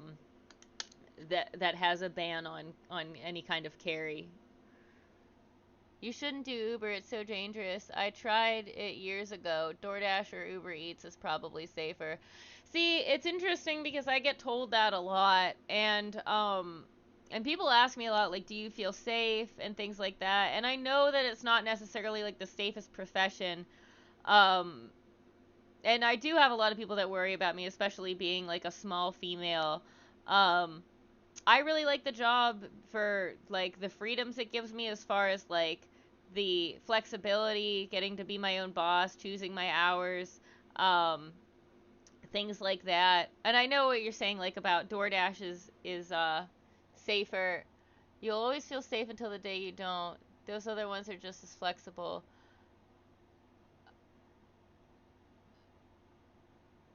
Yeah, see, well, I guess the other thing is too is like with like the DoorDash stuff, like I would have to get out of my car, and like with Uber at least I'm like in my car the whole time. I don't know. Maybe you're right. I don't know like how much money like the other services make, but yeah, I get warned a lot. Like I have like a dash cam and I never use it, and I talked about using my taser, but I actually don't even have the plug for that. I'm realizing I'm actually putting myself in a lot of danger cuz I don't have any of that prepared. So, Shit. I should, yeah, you're right. I should start setting up some safer things. How long have you been Uber driving? I've been driving for over a year now. I started in August of last year, so I've been doing it a good while. There's a few times where I've felt unsafe. Um, but most of the time, like maybe like out of 3 times, like 2 of those times it was like somebody that wasn't a customer and somebody like outside of the car that I interacted with.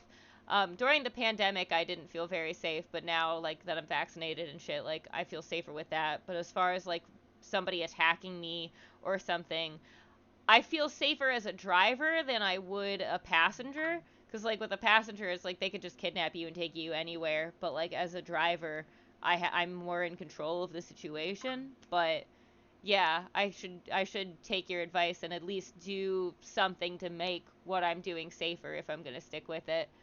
What did you do before Uber? I was working as an animator. Actually, that's what I went to school for. And I really liked it. I'm not really like, well, I liked animating, but I'm not really like a sit in a cubicle type, corporate friendly type person. Listen to the boss, be a yes man. It just wasn't so. It just really wasn't my vibe. But I got laid off during the pandemic, so then I started doing Uber. Yeah, I'm an animator. Oh, you have to work in a lot of cubicles to do that. Yeah, yeah, it was like weird. It was cool during the pandemic when I got to work from home, but but yeah, it was weird to have to work in a cubicle. I put Christmas lights in it. I'm like, and records and shit. I'm like, we're gonna make this fun. I'm not gonna be in a depressing cubicle. But yeah, I still do art and stuff like that. I work with a lot of animators. They always are in cubicle or open desk areas. Oh, what do you do? I see more people are joining in the video, the stream. I think I'm having a stroke again because I'm like forgetting words. Joking, of course. But yeah, welcome guys. Oh, okay, stuff. Yeah, I asked him. Well, I don't know why I assumed you're a guy. Uh, well, I guess Joe was the indicator, but I guess you could also be a girl. But anyway, uh, you do stuff for a living. Okay. Um, yeah, I'm gonna check real quick if there was anything else that I wanted to tell you guys as far as, I think we got through a lot of it. That's cool. My pronouns are he, them, that. Okay, thank you for letting me know. Yeah, I always try to not assume that kind of stuff. Um, but yeah, I pretty much talked about everything else that I was gonna talk about. A few other things, like a little last notes. Um, don't drink coffee if you are going through hypothermia, and don't like rub the skin or put yourself in hot water. Hey, Poison. Not too much. We got a new viewer, so I was just getting acquainted. I don't know whenever you were last in the stream, um, but I went over some of the. Yes, don't drink coffee when you're going through hypothermia. And the reason that is, and this actually correlates with why caffeine withdrawals give you headaches. Um, Coffee is what's called a vasodilator, and what that means is it dilates your blood vessels. So normally, if you're cold, you'll notice that your fingers get cold, the coldest the first, and they go numb, and then your hands get cold and your arms get cold. It sort of works from the smaller part up, and the reason that is because these veins, uh, they're understanding, okay, we're losing core body temperature, we're going to get smaller so that these veins dilate and get bigger, and more of the blood will be flowing through the parts of the body that need this warmth. So if you drink coffee, which also expands your veins, it's going to expand all of your veins that your body is naturally trying to shrink. So That's also why you get caffeine headaches if you stop drinking coffee, because the blood vessels in your brain are used to being expanded from the coffee in the morning, and if they don't have that, then there's a pressure built up. That's why you have to wean off coffee, or else you get these horrible migraines. Who has hypothermia and is like, yo, I'm gonna chug this Starbucks rather than deal with my frostbite toes? You'd be surprised. And well, yeah, you'd be surprised. I mean, not even just with like hypothermia, like to the extreme like extent, but even just like being out in the cold, like for a long time. Like if you're at a football game and your fingers start to get really cold, and you think, oh, I'm gonna stop at the concession stand and grab a coffee to warm up. Everybody thinks of doing that first, but really that's like also tea. Anything with caffeine does that, so that's why you want to avoid that. But yeah, you'd be surprised. People think like, oh, if I drink a warm liquid, I'll be warm inside, but that's not always how that works. Third tip. See, I can't talk today. Third tip: ensure not to assume pronouns when you fall in a volcano. See, I didn't even realize that you spelled it wrong. My brain just bloop right over that. Um, that is a great tip. Nobody assume pronouns when you fall into a volcano. Love that. Um, yeah. I'm gonna see if there's anything. Mm. Also, if there I for since you haven't been here before, I also used to be an EMT. Um, so I was doing like some emergency tips too. So that's why I'm throwing in like the hypothermia in with the here's how to deal with a pickpocketer, sprinkling it all in there. OMG, you must have stories. I I do. I've shared a few in previous streams. I'll have to go through the archive and make sure they're backed up. I think the hot cold empathy gap might not be on there anymore, but I talked about it in that. Don't jaywalk when wrestling in alligators. I could come up with a lot of these. I am gonna hop off soon because it's 10 and I usually end my stream around 10. Um, but yeah, if you're interested in more EMT stories, I'd be happy to delve into that. Avoid filling your taxes online when China invades Taiwan. Yeah, gotta get your taxes done early before that happens.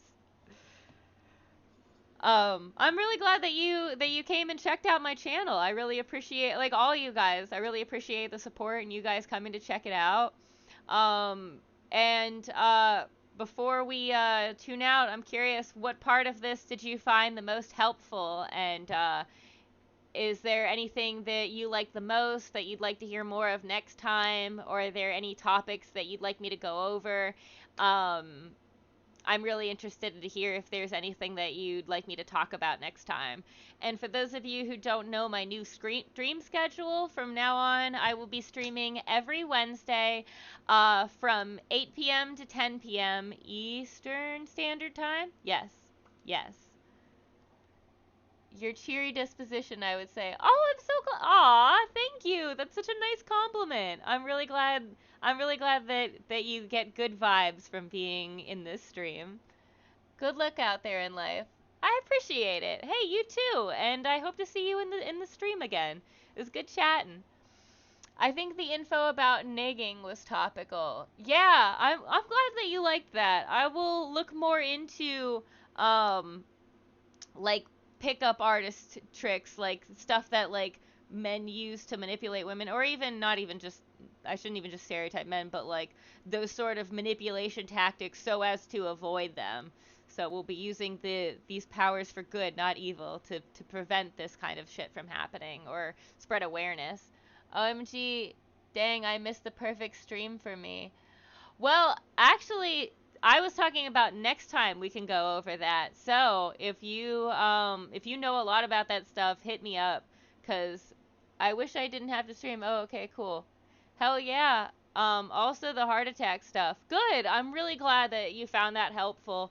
Um, yeah. For any of those of you who have missed it, this stream is going to be on an archive, so definitely check it out for some tips that might save your life someday. Um, yeah, I'll be in touch with you, Poison, about the tips and tricks. Maybe we'll go over that next time. I think that could be our topic for our next stream is how to avoid being manipulated. What do you guys think of that? Does that sound like an interesting topic to you guys? In the meantime, I'm gonna find my little sign off, buddy. Where are you at, buddy? Come here. I'll see if I can find. Oh, yeah. Do you want to help me sign off from my stream?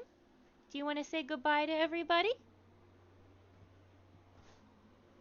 This is Sergeant Buckles. He's my little buddy, and he's gonna help me sign off in a minute, huh? He's very sleepy. Exclamation point. Yeah, you got an exclamation point. As a magician and a pickup artist, I am somewhat qualified to talk about this. Good stuff. Thanks, Louie. And yeah, Poison, I'd love to hear more about that, so I'll be reaching out. And, Lake, I'm glad you appreciate Buckles. Well, Buckles, do you want to help me sign off? Do you want to say goodbye to all these lovely people and tell them a good night? And I want to say again, thank you everybody who, thanks for the kisses.